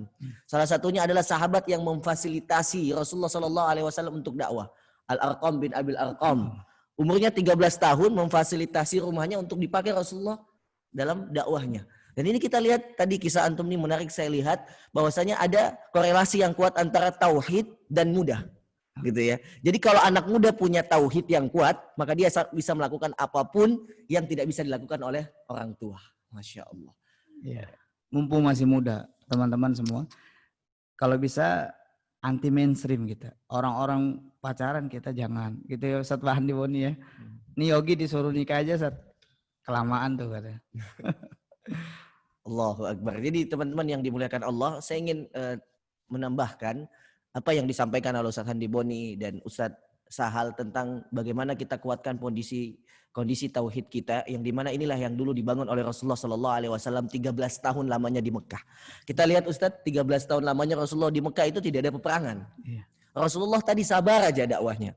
Kemudian menunggu aja bagaimana perintah Allah Subhanahu wa taala. Apa yang dilatih oleh Rasulullah SAW nilai tauhid. Makanya ketika kita lihat Al-Qur'an selama 13 tahun periode Mekah itu nilai-nilai tauhid yang ada. Makiyah ya. Ayat-ayat Makkiyah yang turun. Bagaimana menguatkan tauhid. Maka kata sahabat yang mulia Ibnu Mas'ud radhiyallahu an, bahwasanya kita dulu zamannya Rasulullah itu sebelum turun Al-Qur'an kita belajar tauhid. Ketika turunnya Al-Qur'an maka bertambahlah keimanan kami. Maka tauhid itu yang akan membuat kita kuat. Al-Qur'an itu adalah yang membungkus tauhid itu sehingga kita masih terlihat terus baik. Ya kan? Karena nilai-nilai tauhid kalau hilang dalam diri seseorang itu dia tidak ada apa-apanya Ustaz. Ya. Karena ketika kita menggantungkan semua apa yang kita miliki hanya kepada Allah Subhanahu wa taala, tidak ada yang mesti kita ketakuti. Tidak ada yang mesti kita khawatirkan karena Allah bersama kita. Nah, pemuda saat ini yang tadi digambarkan oleh Ustaz Handi Boni tidak punya nilai tauhid yang kuat. Dia tidak tahu bagaimana kehidupan dia ke depan. Apa yang mesti dia lakukan sebagai pemuda. Makanya saya ingin ajak semua untuk mengawali hijriyah kita ini agar kita punya semangat yang baru. Apa yang kita kuatkan? Baca sejarah. Anak muda harus melek sejarah. Karena dalam Al-Quran saja Allah menceritakan 2/3-nya itu adalah kisos. Ya, kosos. Ya. Cerita tentang anbiya, para nabi. Cerita tentang bagaimana sahabat. Ya, itu diceritakan oleh Allah Subhanahu wa taala, tidak lain adalah la ayat li ulil albab. Hanya tanda-tanda bagi kita kalau kita ingin berpikir. Makanya sejarah inilah yang membuat kita bisa ya membaca situasi masa depan. Ya, makanya pemuda yang banyak baca sejarah dia akan bisa memberikan solusi-solusi terhadap masalah-masalah yang ada saat ini. Apa sih masalah yang ada saat ini yang tidak dulu diselesaikan oleh Rasulullah? Kepemimpinan. Rasulullah sudah memberikan contoh pemimpin-pemimpin hebat, anak-anak muda. Kenapa waktu zamannya Abu Bakar As-Siddiq dipilih salah seorang sahabat yang bernama Usama bin Zaid, umurnya 18 tahun. Padahal kita tahu dalam kondisi saat itu ada sahabat yang lebih mulia yang bernama Umar bin Khattab. Yang lebih senior yang bernama Utsman bin Affan. Kenapa Rasulullah memilih Usama bin Zaid yang umurnya 18 tahun memimpin perang murtadin? Ya, orang-orang murtad pada saat itu kan banyak di zaman Abu Bakar As-Siddiq, bahkan sebelumnya. Ya, perjalanan sejarah ke menaklukkan Baitul Maqdis. Ya, itu sebelum Rasulullah wafat. Kenapa Rasulullah memilih anak muda yang bernama Usama bin Zaid yang umurnya 18 tahun? Rasulullah ingin mencontohkan bahwasanya anak muda itu bukan dilihat dari umurnya, tetapi dilihat dari kualitas yang dia miliki. Maka semakin muda kita, semakin banyak ilmu kita, kita berhak memimpin, kita berhak memberikan kontribusi. Maka anak muda saat ini selalu melihat dirinya, wah saya masih muda. Masih muda. Ya kan? Apalagi dengan kayak antum, saya 20 tahun jalan. Saya 20 tahun jalan. Sama. Ke depan atau ke belakang, Ustaz. Jadi ini menjadi problem kita saat ini. Kita tidak punya pondasi tauhid. Ya, semangat itu tidak akan pernah ada ketika tauhid, kecintaan yang kita bangun itu tidak kepada Allah Subhanahu wa taala. Seperti ayat tadi yang disampaikan oleh Ustaz Handi Boni itu kan menarik ya. Qul in kuntum tuhibbunallaha fattabi'uni yuhibbukumullahu wa yaghfir lakum dzunubakum. Jadi sebenarnya konsep tauhid itu simpel. Bagaimana landasan cinta itu kita kepada Allah. Kemudian dengan cinta itu kepada Allah akan membawa kita cinta kepada Rasulullah Sallallahu Alaihi Wasallam. Ini kan menarik Ustaz. Maka anak-anak muda sekarang boleh dikatakan sudah lupa akan atau hilang arah tentang siapa idolanya. Betul. Ya, makanya ya siap-siap lah kalau misalkan mereka mengidolakan orang-orang kafir, akan kumpul bersama orang-orang kafir. Almar'u ma'aman ahab. Seseorang akan berkumpul dengan siapa yang ia cintai. Betul. Maka teman-teman yang dimuliakan Allah, ya sebenarnya banyak yang akan kita bahas pada malam hari ini, tapi waktu kita juga singkat. Maka kita akan buka pertanyaan kepada teman-teman yang ingin bertanya. Tentu apa yang disampaikan Ustadz Sahal tadi, Ustadz Handi Boni tadi itu adalah cerminan. Juga. Ya, saya hanya melengkapi saja apa yang beliau berdua menyampaikan tentang bagaimana kita menanamkan nilai tauhid. Kemudian nilai tauhid ini bisa berperan bagi kehidupan kita, mengubah masyarakat, ya, mengubah kehidupan kita. Dan ini adalah poin yang harus kita bawa pulang setelah kajian ini. Bagaimana kita bisa lebih dekat kepada Allah Subhanahu wa Ta'ala. Maka bagi jamaah yang ingin bertanya kepada para ustadz kita, silahkan. Kepada Ustadz Handi Boni, kepada Ustadz Sahal, ya, yang insya Allah nanti akan menjawab pertanyaan teman-teman anak-anak milenial saat ini. Dan mungkin kondisi kita saat ini tidak baik-baik saja Ustadz ya. Banyak masalah yang kita hadapi saat ini, termasuk bagaimana saat ini kita krisis kepemimpinan. Kita tidak lagi melihat sosok-sosok anak muda yang dulu ada di zamannya Rasulullah SAW. Kita tidak lagi melihat anak muda menulis buku di umurnya yang muda 20 tahun. Saya bisa tantang, ada nggak anak muda yang saat ini umurnya 19 tahun yang ikut kajian kayak ini sudah punya buku? Kecuali pematerinya ya. Anak muda yang umurnya 18 tahun saat ini yang nulis buku siapa? Kita kasih hadiah. Ada nggak? Ada nggak kontribusi apa? Saya kasih hadiah. Hadiah ini ya. Ada nggak sesuatu yang pernah kita buat di umur kita yang masih muda? Ali bin Abi Thalib 8 tahun sudah membuat hidupnya ya dari awal sampai akhir untuk Islam. Dia bersaksi kepada Allah Subhanahu wa Ta'ala. Sahabat-sahabat yang mulia, Sa'ad bin Abi Waqqas 17 tahun sudah tercatat sebagai pemuda yang paling pertama menghunuskan pedangnya di jalan Allah Subhanahu wa Ta'ala. 17 tahun teman-teman. Yang lebih hebat lagi, Usama bin Zaid 18 tahun teman-teman sudah menjadi pemimpin panglima tertinggi dalam peperangan yang dinahkodai oleh sahabat yang mulia Usama bin Zaid. Itu sebuah prestasi besar Ustaz. 18 tahun kalau saat ini kita lihat jadi panglima TNI mustahil banget. Kita udah 18 tahun bisa apa lu gitu ya. 18 tahun apa yang lu bisa? Gitu kan. Nah ini sebuah contoh yang menarik ketika kita kembali kepada sejarah. Maka kata para ulama kita sejarah itu ya adalah sebuah pondasi kita memecahkan masalah-masalah yang akan dihadapi oleh umat generasi selanjutnya. Ya, baik saya rasa sudah ada yang bertanya, silakan bisa dilihat kolom komentarnya ada pertanyaan kalau saya tidak salah. Assalamualaikum Pak.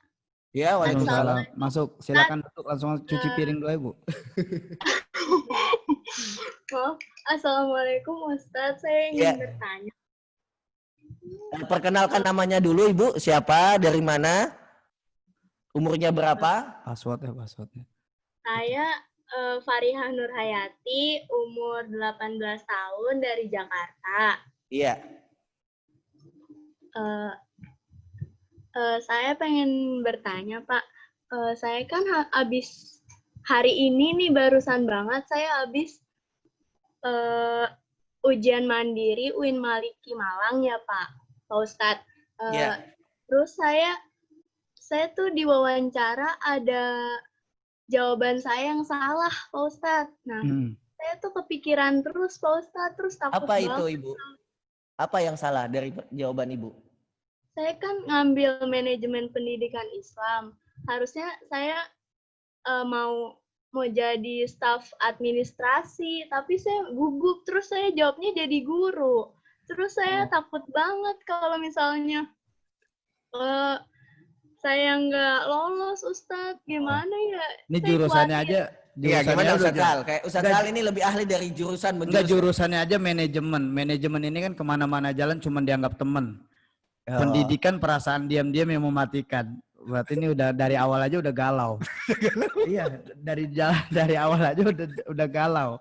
Sampai akhirnya saya ingin sampaikan bahwasanya ana inda dhanni abdi bi. Allah akan senantiasa bersama prasangka hambanya. Jadi buat ukhti, kalau sampai detik ini masih kepikiran, baiknya pikirkan yang baik. Allah akan sertakan bersama pikiran kita. Kalau pikiran dia tadi ya nanti nggak lulus deh, nggak lulus. Allah kasih nggak lulus demi Allah. Tapi kalau bilang ya Allah lulus, walaupun jawaban saya gugup, tapi saya yakin engkau luluskan. Udah selesai. Ana inna dhanni abdi bi. Lagi-lagi tauhid. Tauhid, la ilaha illallah. Jadi unsur tauhid itu sangat melekat dalam kehidupan kita, tidak bisa kita lepaskan. Iya. Saya ingin menambahkan sebelum nanti kita minta jawabannya dari Kang Boni, ada satu amalan yang luar biasa yang selalu dilakukan oleh Abu Bakar As-Siddiq radhiyallahu an. Beliau ini sebenarnya tercatat sahabat yang paling sering melakukan istikharah. Salat istikharah itu adalah salat yang ketika kita ingin melakukan sesuatu, sudah punya pilihan, kemudian kita sholat untuk memantapkan hati kita kepada Allah Subhanahu wa taala. Persepsi masyarakat saat ini kan istikharah itu adalah ketika hanya memilih jodoh.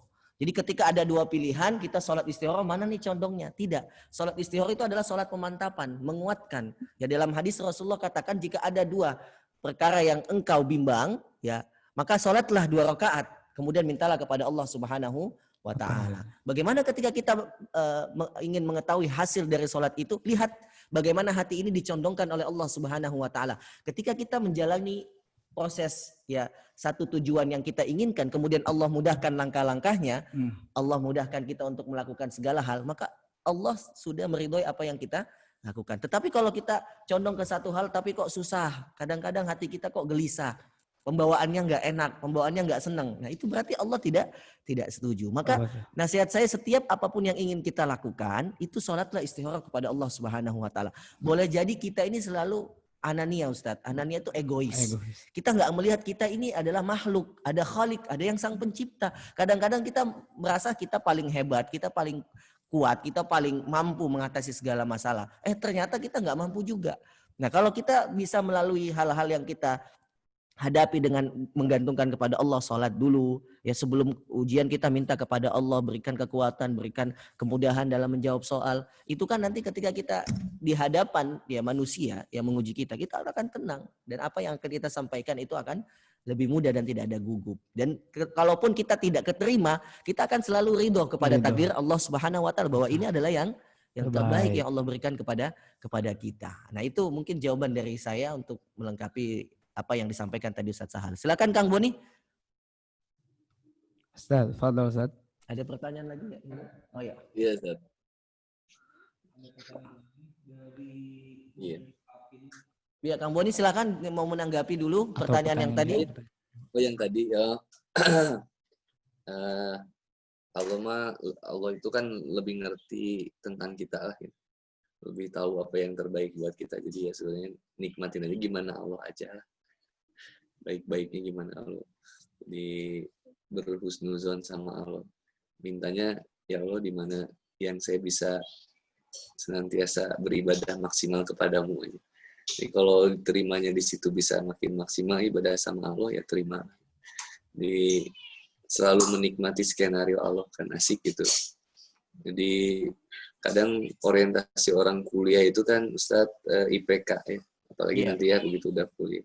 Orang terpakunya sama nilai. Padahal IPK itu kan bukan indeks prestasi kumulatif. Tapi IPK itu indeks prestasi ketakwaan. Jadi dimanapun kita sebenarnya harus semakin takwa kepada Allah.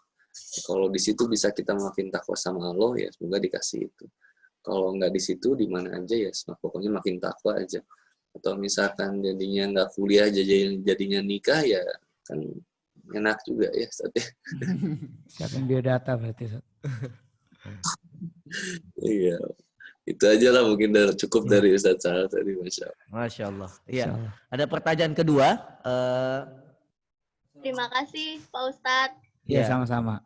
Assalamualaikum. Salam. Apa pertanyaan selanjutnya? Bisa dibacakan?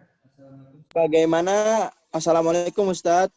Salam. Bagaimana agar bisa meningkatkan keimanan dikala lingkungan tidak mendukung dan cara melembutkan hati yang sudah semakin keras? Selama pandemi atau di rumah saja, iman semakin menurun. Sepertinya karena jarang ikut kajian. Biasanya setiap minggu selalu ngecas iman di kajian. Saya ngerasa beda aja Ustadz, kajian online dan offline. Mohon nasihat dan doanya Ustadz. Syukron. Dari Dayu. Masya Allah. Silakan Kang Boni. Kita silakan untuk menjawab. Silakan Ustadz. Keimanan kita di lingkungan tidak mendukung. Wah, Masya Allah. Kalau aku sih justru terkuatkan keimanan itu dari lingkungan yang tidak mendukung. Gitu. Jadi semakin lingkungannya buruk tuh aku jadi semakin asik. Gitu. Jadi makin Jadi kalau bahasa Sundanya suka pak kuat-kuat gitu. Siapa yang paling kuat aja lah. Kamu yang kuat atau aku yang kuat? Kamu kuat dengan kemaksiatannya atau aku kuat dengan ketakwaan? Karena kalau sholat di lingkungan yang biasa sholat itu ya biasa gitu buat aku ya, maaf ya cara pandang aku. Tapi ketika kita bisa sholat di lingkungan yang tidak pernah sholat itu sesuatu yang luar biasa gitu. Jadi brother, emas itu ya tetap emas, dimanapun dia lah tetaplah emas.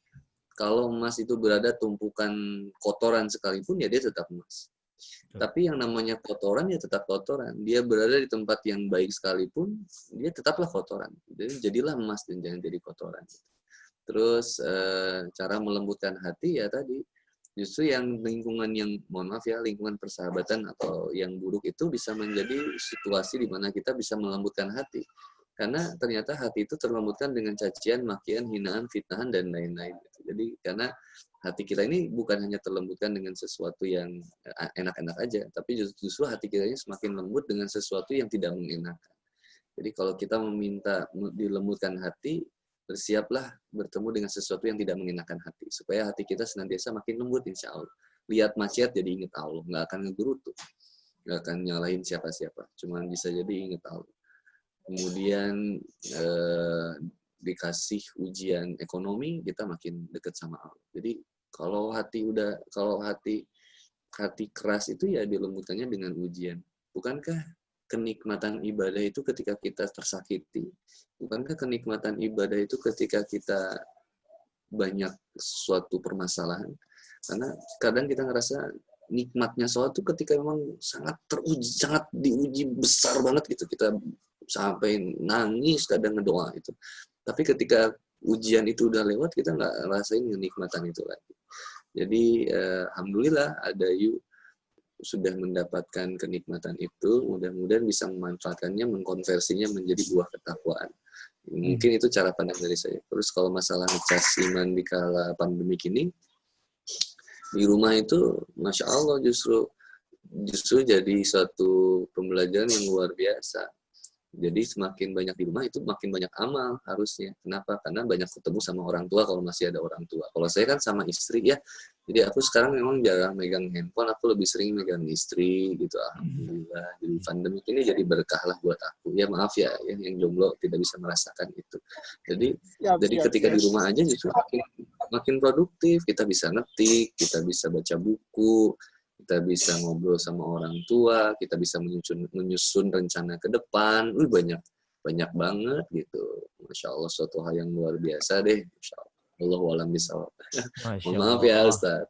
Tabarakallah Ustaz atas pertanyaannya. Saya hanya ingin melengkapi sedikit. Tadi pertanyaannya sangat bagus dan ini adalah mungkin pertanyaan buat kita semua ya. Kita kembalikan kepada diri kita karena tidak hanya yang bertanya aja yang mengalami ini, kita juga pun mengalami karena kata Rasulullah itu iman seseorang itu yang memang naik yang situayangkus naik dan turun gitu ya, iman seseorang seperti goyangnya mic ini gitu ya Ustaz. Nah maka apa yang harus kita kuatkan ketika kita ingin iman itu terus ada satu hadis Rasulullah ini bagus sekali. Iman itu kan bisa naik ketika kita dalam ketaatan. Itu rumusnya ya. Dan iman itu bisa turun ketika kita dalam kemaksiatan. Maka cara untuk iman kita stabil, naikin terus gitu kan. Nah, caranya tadi ya kalau Ustaz Handi Boni memang dia senang tuh dengan tempat-tempat yang memang yang berbeda dengan dia gitu ya. Kalau kita nggak bisa jangan ikutin gitu ya. Nah, boleh jadi kalau misalkan Anda melihat kadar keimanan Anda tidak bisa untuk seperti Ustaz Handi Boni, ya Anda jangan masuk ke dalam situ. Anda harus terus cari lingkungan yang baik, misalkan contoh.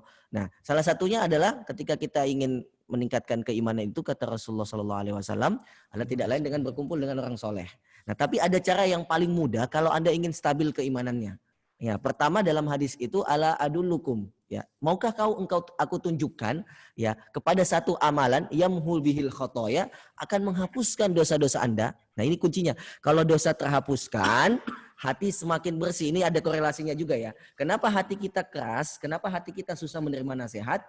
Karena di dalam hati kita banyak maksiat. Maka tadi kata Ustaz Handi Boni betul, tutup celah kemaksiatan apapun itu yang ada.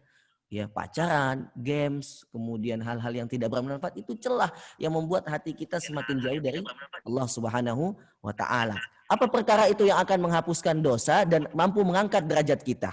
Ini perkaranya sangat mudah loh dalam hadis ini yang diriwayatkan oleh Muslim dalam kitabnya. Pertama adalah Anda perbanyak wudhu di waktu-waktu yang Anda tidak senangi. Maksudnya apa? Ketika wudhu kita batal, baik dalam keadaan tidak ingin sholat, kita perbanyak wudhu. Ya. Yang kedua, perbanyak melangkahkan kaki ke masjid. Dan yang ketiga, ini yang lebih ajibnya lagi. Ya. Selain tadi pertama adalah memperbanyak wudhu, kemudian melangkahkan kaki ke masjid, duduk di antara dua sholat sambil berzikir kepada Allah Subhanahu wa taala. Ini kata Rasulullah cara yang paling ampuh untuk menghapus dosa Anda, kemudian mengangkat derajat Anda di sisi Allah Subhanahu wa taala. Derajat dalam hal ini ada apa? Keimanan dan ketakwaan kita. Maka kalau lagi susah hidupnya, lagi banyak masalah, perbanyak wudu deh. Ya kan? Wudu itu akan menenteramkan hati, ya, membuat kita selalu tenang. Ya, bahkan ketika kita lagi emosi kan Rasulullah mintanya wudu. Karena api itu bisa dihilangkan dengan air. Kemudian perbanyak kaki ini dilangkahkan ke masjid. Kemudian perbanyak diri ini duduk berdiam di dalam masjid berzikir. Ya, rumusnya untuk ingin menenangkan hati itu mudah kok. Ala bizikrillahi tatmainnul qulub. Zikir aja kepada Allah. Ustaz, saya enggak hafal Quran. Zikir kepada Allah. Subhanallah wa bihamdi subhanallahil azim. Ya, kalimat tauhid bisa Anda baca. Maka ini adalah cara yang paling baik ya jika kita ingin menenangkan hati, ya mendekatkan diri kepada Allah Subhanahu wa taala sehingga iman kita bisa stabil dalam kondisi apapun insyaallah. Ada tambahan Ustaz? Cukup. Tambahan satu lagi terkait ini saya teringat bagaimana firman Allah surah Al-Ma'arij ayat ke-19. Innal insana khuliqa halu'a. Iya. Sesungguhnya semua manusia yang Allah ciptakan ini halu'a, punya dua sifat. Keluh kesah, kikir. Betul. Kita bertanya, kapan kita berkeluh kesah, kapan kita kikir? Masya Allah. Idza massahu syarru jazua. Tatkala Allah kasih keburukan, musibah, ujian, cobaan, penyakit, Betul, dan di sini dia baru berkeluh kesah. Ya Allah kok begini amat, ya Allah kok sakit amat, ya Allah kok susah amat, ya Allah terus dia akan mengalami keluh kesah di hadapan Allah. Kapan kita kikir? Wa idza massal khairu manu'a. Ketika dikasih kenikmatan, kebaikan, dikasih rezeki yang banyak, harta melimpah ruah, di sini dia baru kikir di hatinya. Ada ajakan infak, kasih enggak ya? Bagi enggak ya? Nah, menariknya adalah dua hal ini, berkeluh kesah dan kikir akan bisa kita hilangkan di ayat selanjutnya Allah sampaikan illal musallin, kecuali mereka orang-orang yang sholat. Yakni tatkala kita sholat, kita sedang angkat tangan. Ketika kita angkat tangan, Allah pasti turun tangan. Masya Allah. Ketika kita angkat tangan, Allah pasti turun tangan. Masya Allah. Luar biasa kalimat Antum Ustaz. Ada pertanyaan lagi silakan. Mungkin cukup. Ada lagi Ustaz dari Fitri umur ada berapa 17 pertanyaan tahun. lagi? Karena waktu kita terbatas, tidak mungkin kita jawab. WA aja, WA. Japrik. Iya silakan. Pertanyaan tersisa saja. Masih ada. Masih ada. Mungkin saya ada gabungin Ustaz ya. Iya gabungin aja. Ini mungkin satu-satu untuk Ustadz Andi Boni, Ustadz Fazrul, dan Ustadz Sahal. Jadi pertanyaannya dari Fitri. Bagaimana cara agar bisa menjadi pemuda yang semangat dalam berhijrah? Nah, itu Kang Boni yang jawab itu. Kang Boni yang jawab. Silakan Ustadz Boni. Gimana jadi pemuda yang semangat dalam berhijrah? Masya Allah. Jadi, anak ingat kisah ini saat perkataan ulama. Manusia itu seperti hewan tunggangan. Semakin keras didikannya maka akan semakin kuat. Tapi semakin lembek maka akan jadi lembek. Gitu. Jadi semangatnya kita berhijrah itu karena kita banyak menikmati proses ujian dalam perjalanan hijrah. Kan hijrah itu gitu ya, berproses, berprogres. Kalaupun banyak yang protes, nggak dibawa stres, jalani aja sampai beres biar sukses. Nah ini kan step by step. Kadang ada orang yang berhenti itu dari proses hijrah itu. Dari hijrah itu dari berproses, tapi protes gitu. Ustaz, kenapa sih aku baru hijrah udah dihina, aku baru hijrah udah begini. Brother, ya kita kan dulu kalau jadi bayi gampang stres udah kagak bisa jalan. Kebayang kalau bayi kita baperan, kita dulu waktu bayi udah jalan jatuh, mama aku jatuh, aku nggak mau lagi belajar jalan. Wah, udah kita kagak bisa jalan. Kita dari bayi itu dididik baperan. Di surat apa ya, Ustaz, anak lupa tuh. Oh ya Allah, maafkan anak ya Ustaz ya. Banyak ini Tat, dulu jadi lupa. Jadi kan anak muda itu disebutin di dalam Quran itu di antara dua kelemahan. Iya, surah Ar-Rum, Ustaz. Surat Ar-Rum, Masya Allah. Ana lupa lagi Arabnya juga. Jadi di antara dua kelemahan ada masa anak-anak dan ada masa orang tua. Jadi jangan kekanak-kanakan. Ketika muda jangan kekanak-kanakan. Ketika muda juga jangan lemah kayak orang tua. Jadi terus cari aktivitas supaya kita terus gerak. Olahraga, brother, pagi-pagi itu beres subuh daripada tidur lagi, misalkan berangkatlah nyiram tanaman lah, nyiram tanaman tetangga lah, pokoknya aktivitas lah, keluar lari pagi ya, bukan hanya lari dari kenyataan teman-teman, lari dari mantan, bukan itu, tapi ayo lari pagi gitu, sepedahan, silakan, nggak usah merek, mau mereknya Brompton, mau mereknya Baygon, mau mereknya pokoknya sepedahan.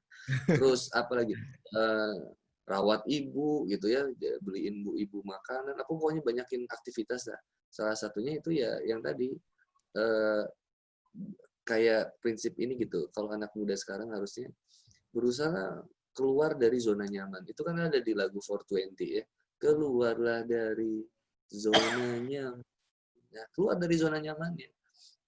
Kalau di ayat Qur'annya kan itu ya, wa may yakhruj min baitihi muhajiran ila rasulihi. Jadi keluarlah dari, barang siapa yang keluar dari rumahnya. Rumah itu kan tempat yang nyaman banget. Maka keluar dari kenyamanan yang biasa dinikmati oleh anak muda. Lu nggak pacaran, lu nggak banyak main games, lu nggak banyak kemudian mengawang-awang. Ayo mulai dari sekarang merintis sesuatu yang mungkin dinilai sama orang lain bisa jadi sesuatu yang sangat teramat perih gitu ya. Kan ada kayak apa sih lagu ini ya, kayak mohon maaf kayak Maroon 5 tuh ya. Suatu ketika mungkin kamu akan merasakan terluka kalau misalkan diterjemah. Suatu saat mungkin kamu akan merasa terluka, suatu saat kamu akan merasa dihinakan, tapi itu akan menjadi baik-baik saja. Kalau aku mengingatnya, ketika kita ingat sama Allah, semua akan terbalas semuanya kepada terbalaskan nanti di sidang nanti yang akan kita hadapi. Tapi hari ini yang bisa kita lakukan adalah ya udah stop menyalahkan orang lain. Kegagalan kita menyalahkan orang lain. Saat saya nggak bisa begini karena keluarga saya begini, udah stop lah perkataan gitu. Kita mulai sekarang kemudian melakukan apa yang bisa kita lakukan. Do what Allah love and always love what Allah said. Lakukan apa yang Allah cintai dan cintai apa yang Allah sampaikan. Allahu a'lam. Masya Allah. Terakhir dakwah, ikut dakwah, itu dakwah semampu teman-teman deh. Karena semakin kita banyak dakwah, insya Allah kita makin banyak ilmu, makin banyak teman, makin banyak guru juga. Wih, asik. Luar biasa, Masya Allah. Saya sedikit tambahkan, kalau mau kita semakin mantap ketika kita hijrah, jangan lupa ajak teman-teman yang soleh. Atau di lingkungan orang-orang soleh. Saya ingat bagaimana Nabi Muhammad SAW, seorang nabi, seorang rasul ketika hijrah enggak sendirian. Betul. Ngajak Abu Bakar As-Siddiq radhiyallahu an, "Nyok, temenin Nabi untuk melakukan hijrah." Saya ingat bagaimana Nabi Musa alaihi salam tatkala dakwah, tatkala hijrah pun enggak sendirian, bersama Nabi Harun alaihi salam. Yakni kalau kita mau kuat dalam berhijrah, tetap semangat. Ada sosok teman ya, partner. Jangan sendirian. Dan ingat, Allah akan ujikan dari yang kita hijrahkan itu. Contoh, para pemabok ketika dia hijrah dari maboknya, Allah akan uji lagi ketika dia kumpul dengan orang-orang yang mabok. Benar nggak lo hijrah dari mabok lo? Kalau misalkan dia tergoda dengan maboknya, berarti belum hijrah yang sesungguhnya. Paling tidak itu, Ustaz. Masya Allah. Cukup, saya rasa cukup. Pertanyaannya sudah diwakili oleh Ustaz Andi Boni dan Ustaz Sahal. Baik, selanjutnya bisa dibacakan. Selanjutnya saya langsung ini aja saya gabungin, Ustaz. Ini bagaimana ya, digabungin caranya? aja, Yogi digabungin, jangan dipisah. Kalau dipisah bisa kangen ntar. Asik. Jadi gini, bagaimana cara mengatasi rasa insecure dalam diri dan bagaimana cara tetap istiqomah terhadap Allah dalam keadaan malas dan futur gitu, karena kita tuh sering futur dan malas gitu deh. Iya, sebenarnya tadi udah dijawab oleh Ustaz Andi Boni dan disampaikan. Silakan, nggak apa-apa untuk Pertanyaan ini tetap dijawab. Silakan Kang Boni. Yang insecure, Ustaz, yang cara menghadapi rasa insecure dalam diri. Insecure itu lebih ke apa ya? Minder. Kayaknya lebih ke arah gimana sih? Berlebihan Minder. rasa cemas gitu, minder gitu ya.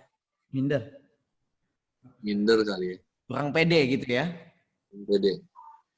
Kalau misalnya menghadapi rasa insecure dalam diri,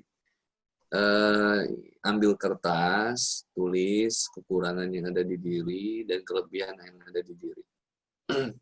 Sebanyak-banyaknya.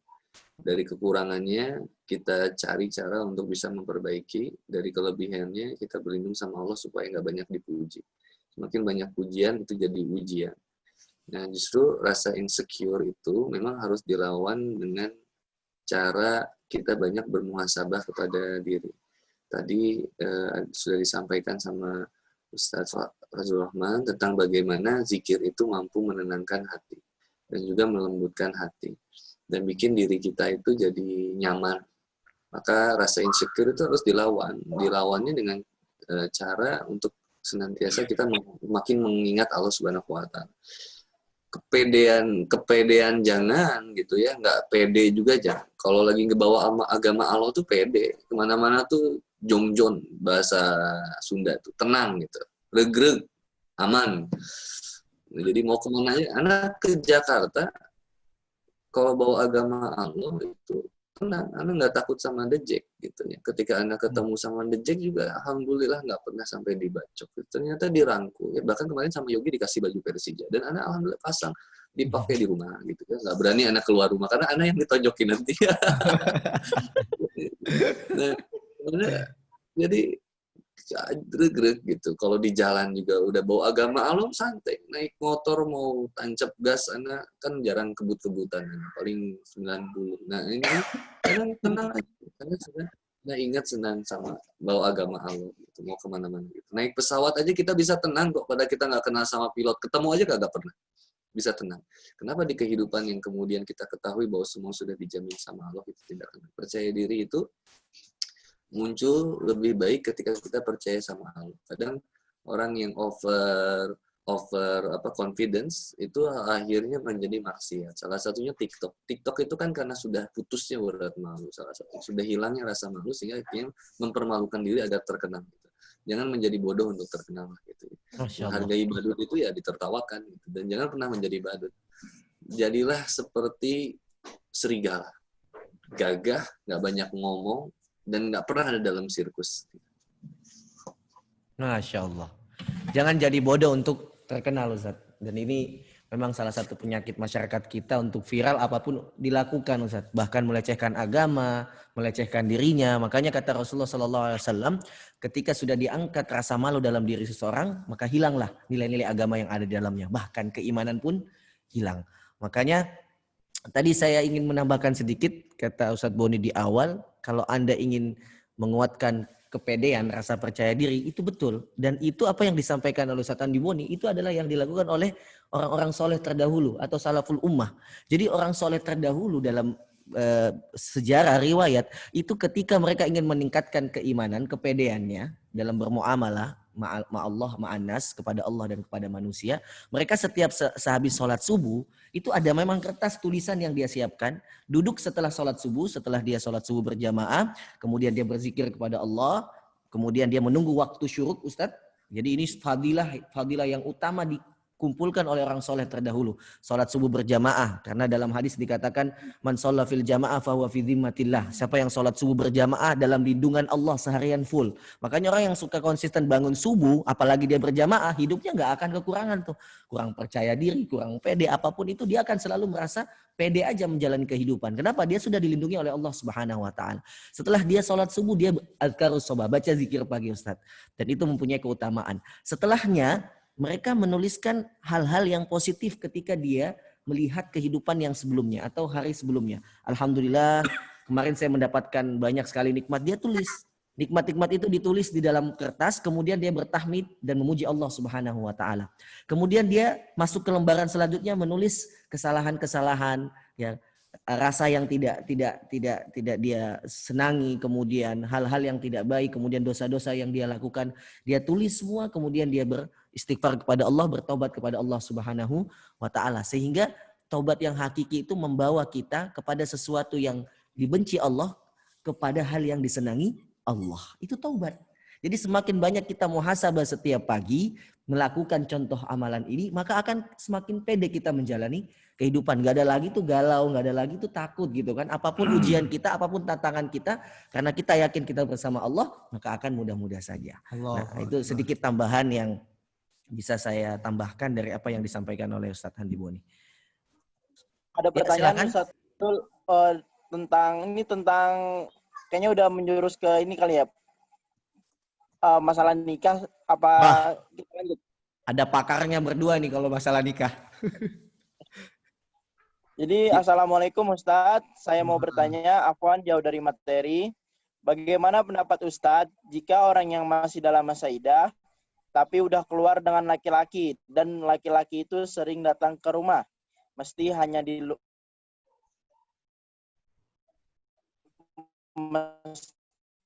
Meski hanya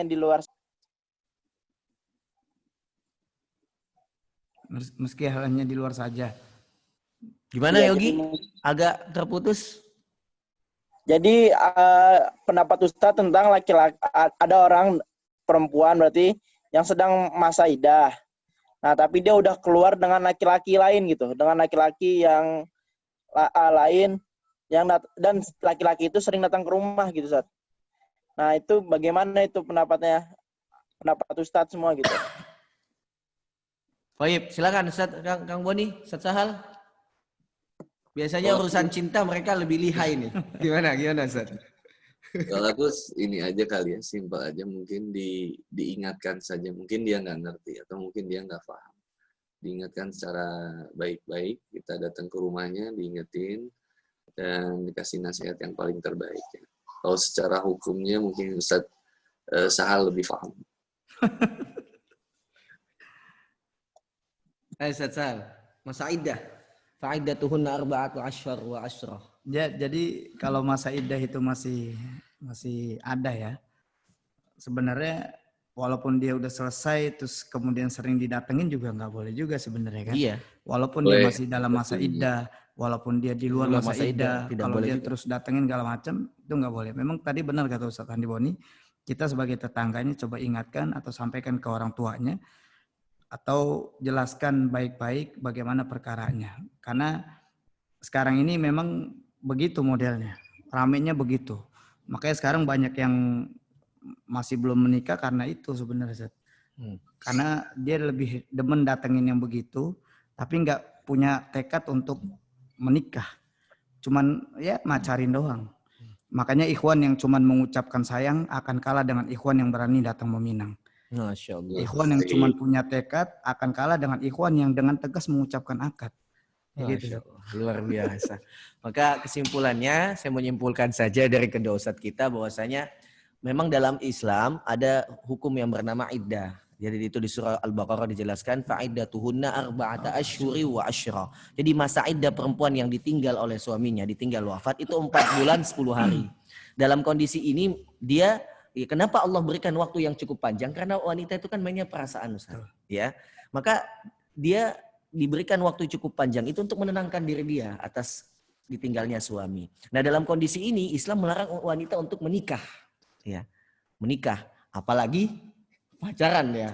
Jelas-jelas sesuatu yang tidak dibolehkan. Maka tadi yang disampaikan Ustaz Sahal ya, bahwasanya ketika dalam masa iddah baik di dalam ataupun di luar masa iddah memang kita tidak boleh bertemu dengan lelaki yang bukan ya mahram kita atau yang bukan halal bagi kita. Itu tidak dibolehkan oleh agama. Maka tadi kata Ustaz Handi Boni, nasihati, berikan pemahaman, boleh jadi dia tidak tahu. Boleh jadi dia tidak paham. Bukan berarti setiap yang buruk itu ya hakikat di dalamnya dia buruk. Boleh jadi dia tidak tahu atau tidak paham. Mungkin itu. Ya, ada lagi? Banyak. Terakhir ya Ustaz ya, mungkin terakhir ya. Karena sudah 9:30. Ya. Ya.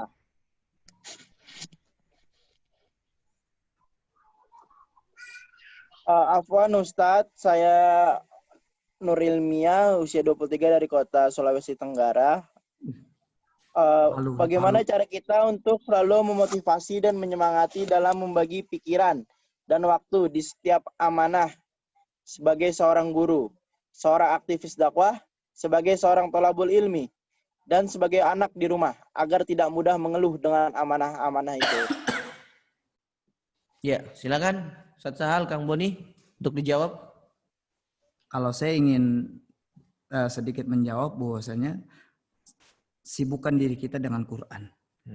Walaupun di dalam diri kita, dalam aktivitas kita banyak sekali sebagai aktivis dakwah, sebagai anak, sebagai seorang thalabul ilm, tapi tatkala di saat itu kita menyibukkan diri kita dengan Quran, maka Quran yang akan menyelesaikan Quran yang akan masalah-masalah kita. mencukupi semuanya. Masalah-masalah Itu kita. aja menurut saya. Masya Allah. Berkahan Quran. Silakan Kang Boni. Masya Allah, keren banget ya. Sebagai seorang guru, aktivis dakwah, dan macam-macam. Jadi ketika kita menyadari bahwa semua itu sebenarnya sarana ibadah, gitu. Jadi bukan masalah. jadi guru itu ibadah, bukan masalah. Aktivis dakwah itu ibadah, bukan masalah. Kalaupun ada masalah dalam aktivis dakwah atau guru, itu adalah sarana potensi ibadah. Kayak kita punya istri, kan istri bukan masalah. Istri itu potensi ibadah. Kalau istri lagi marah, itu juga sama, potensi ibadah. Karena kita bisa mendapatkan pahala dari sabar. Lalu kemudian sebagai seorang anak di rumah, sabar dan menjadi sebagai seorang anak juga ibadah. Ibadahnya ketika sabar menghadapi ibu ataupun berkasih sayang dengan ibu. Artinya merubah semua yang dianggap masalah menjadi ibadah. Karena wa ma khalaqtul jinna wal insan illa liya'budun. Semuanya itu ibadah. Jadi nikah itu ibadah, nikah lagi juga ibadah. Jadi ketika nikah lagi jadi masalah, pasti ada yang masalah dari tata cara ibadah gitu ya. Gitu. Jadi Bagus, yang tadi punya Anda nggak istri dengar. ibadah. Yang tadi Anda lagi nggak dengar. Nggak dengar ya. Nikah lagi itu ibadah. Ya, lanjut Ustaz. Itu paling pokoknya semuanya dirubah jadi potensi ibadah. Nikmatlah kalau sudah dirubah jadi potensi ibadah. Kita tuh kadang kalau sudah begitu jadi punya hashtag harap maklum gitu. Jadi harap maklum kepada orang yang belum sesuai dengan harapan kita atau harapan Allah, kita bisa pakai harap maklum.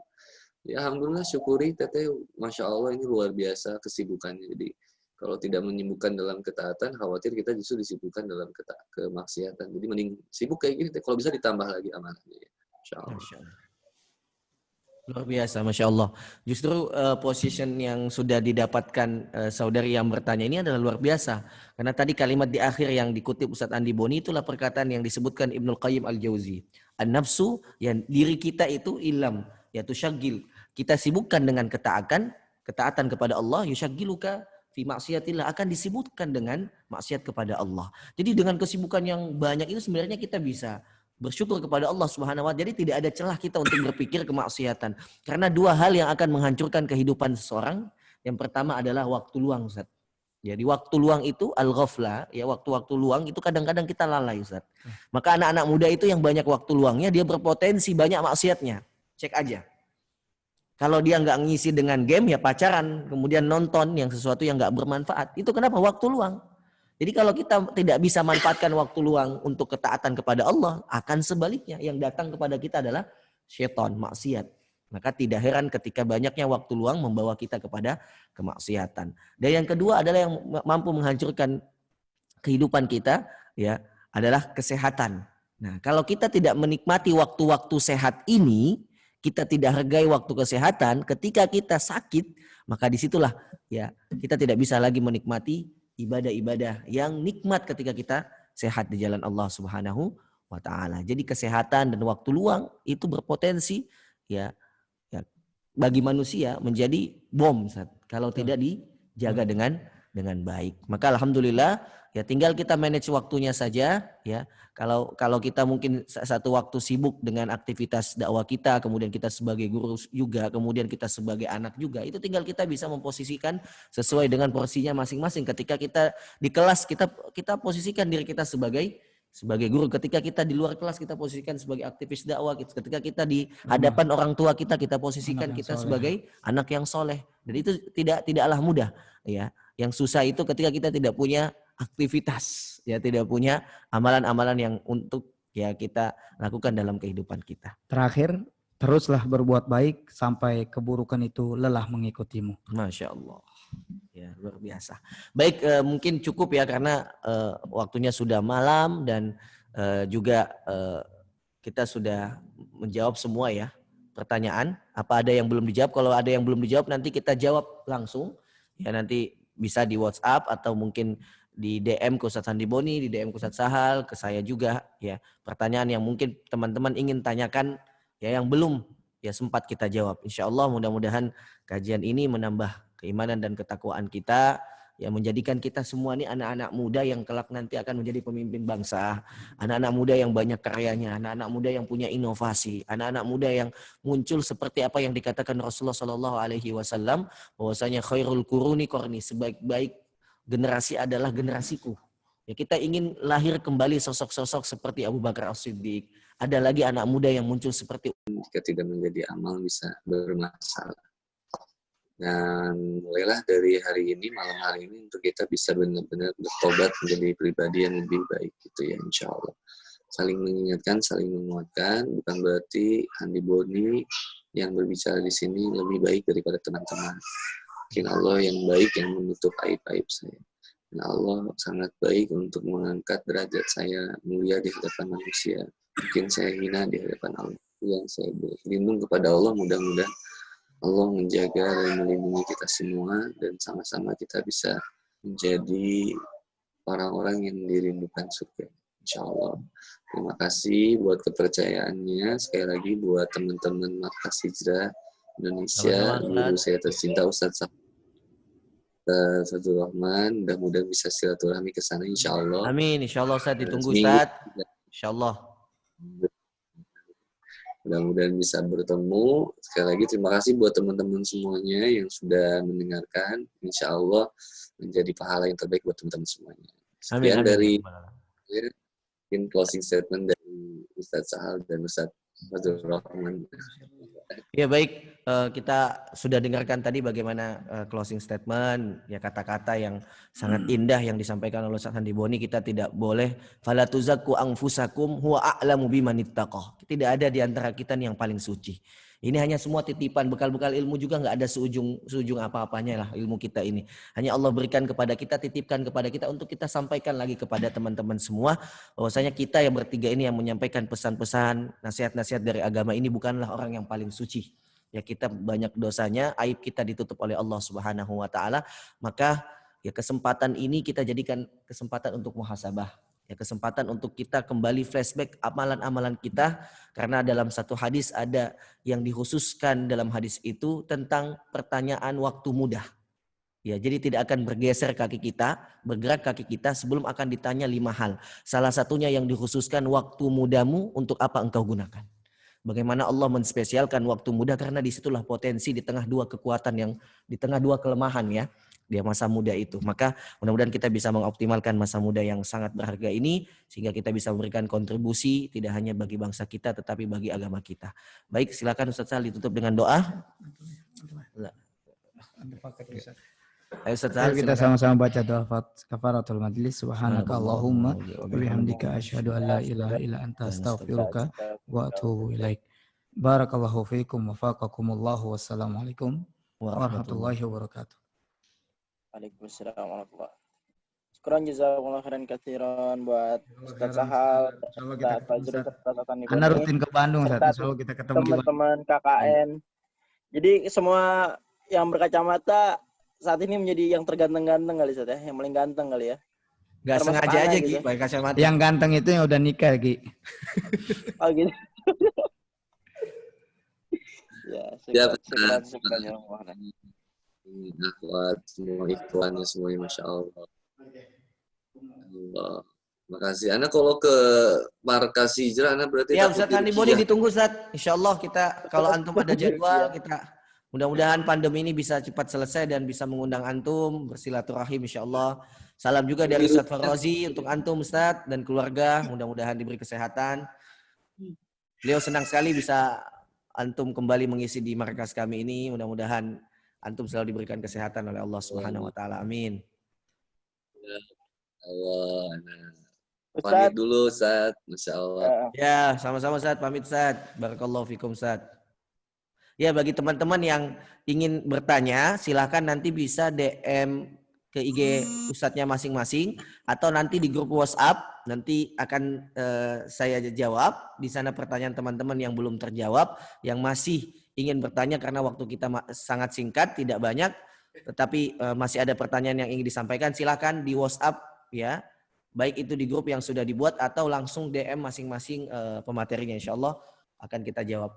Baik, silakan Yogi untuk ditutup. Mohon maaf ya jika belum banyak bisa memberikan nasihat kepada teman-teman semua. Izin pamit. Assalamualaikum. Waalaikumsalam.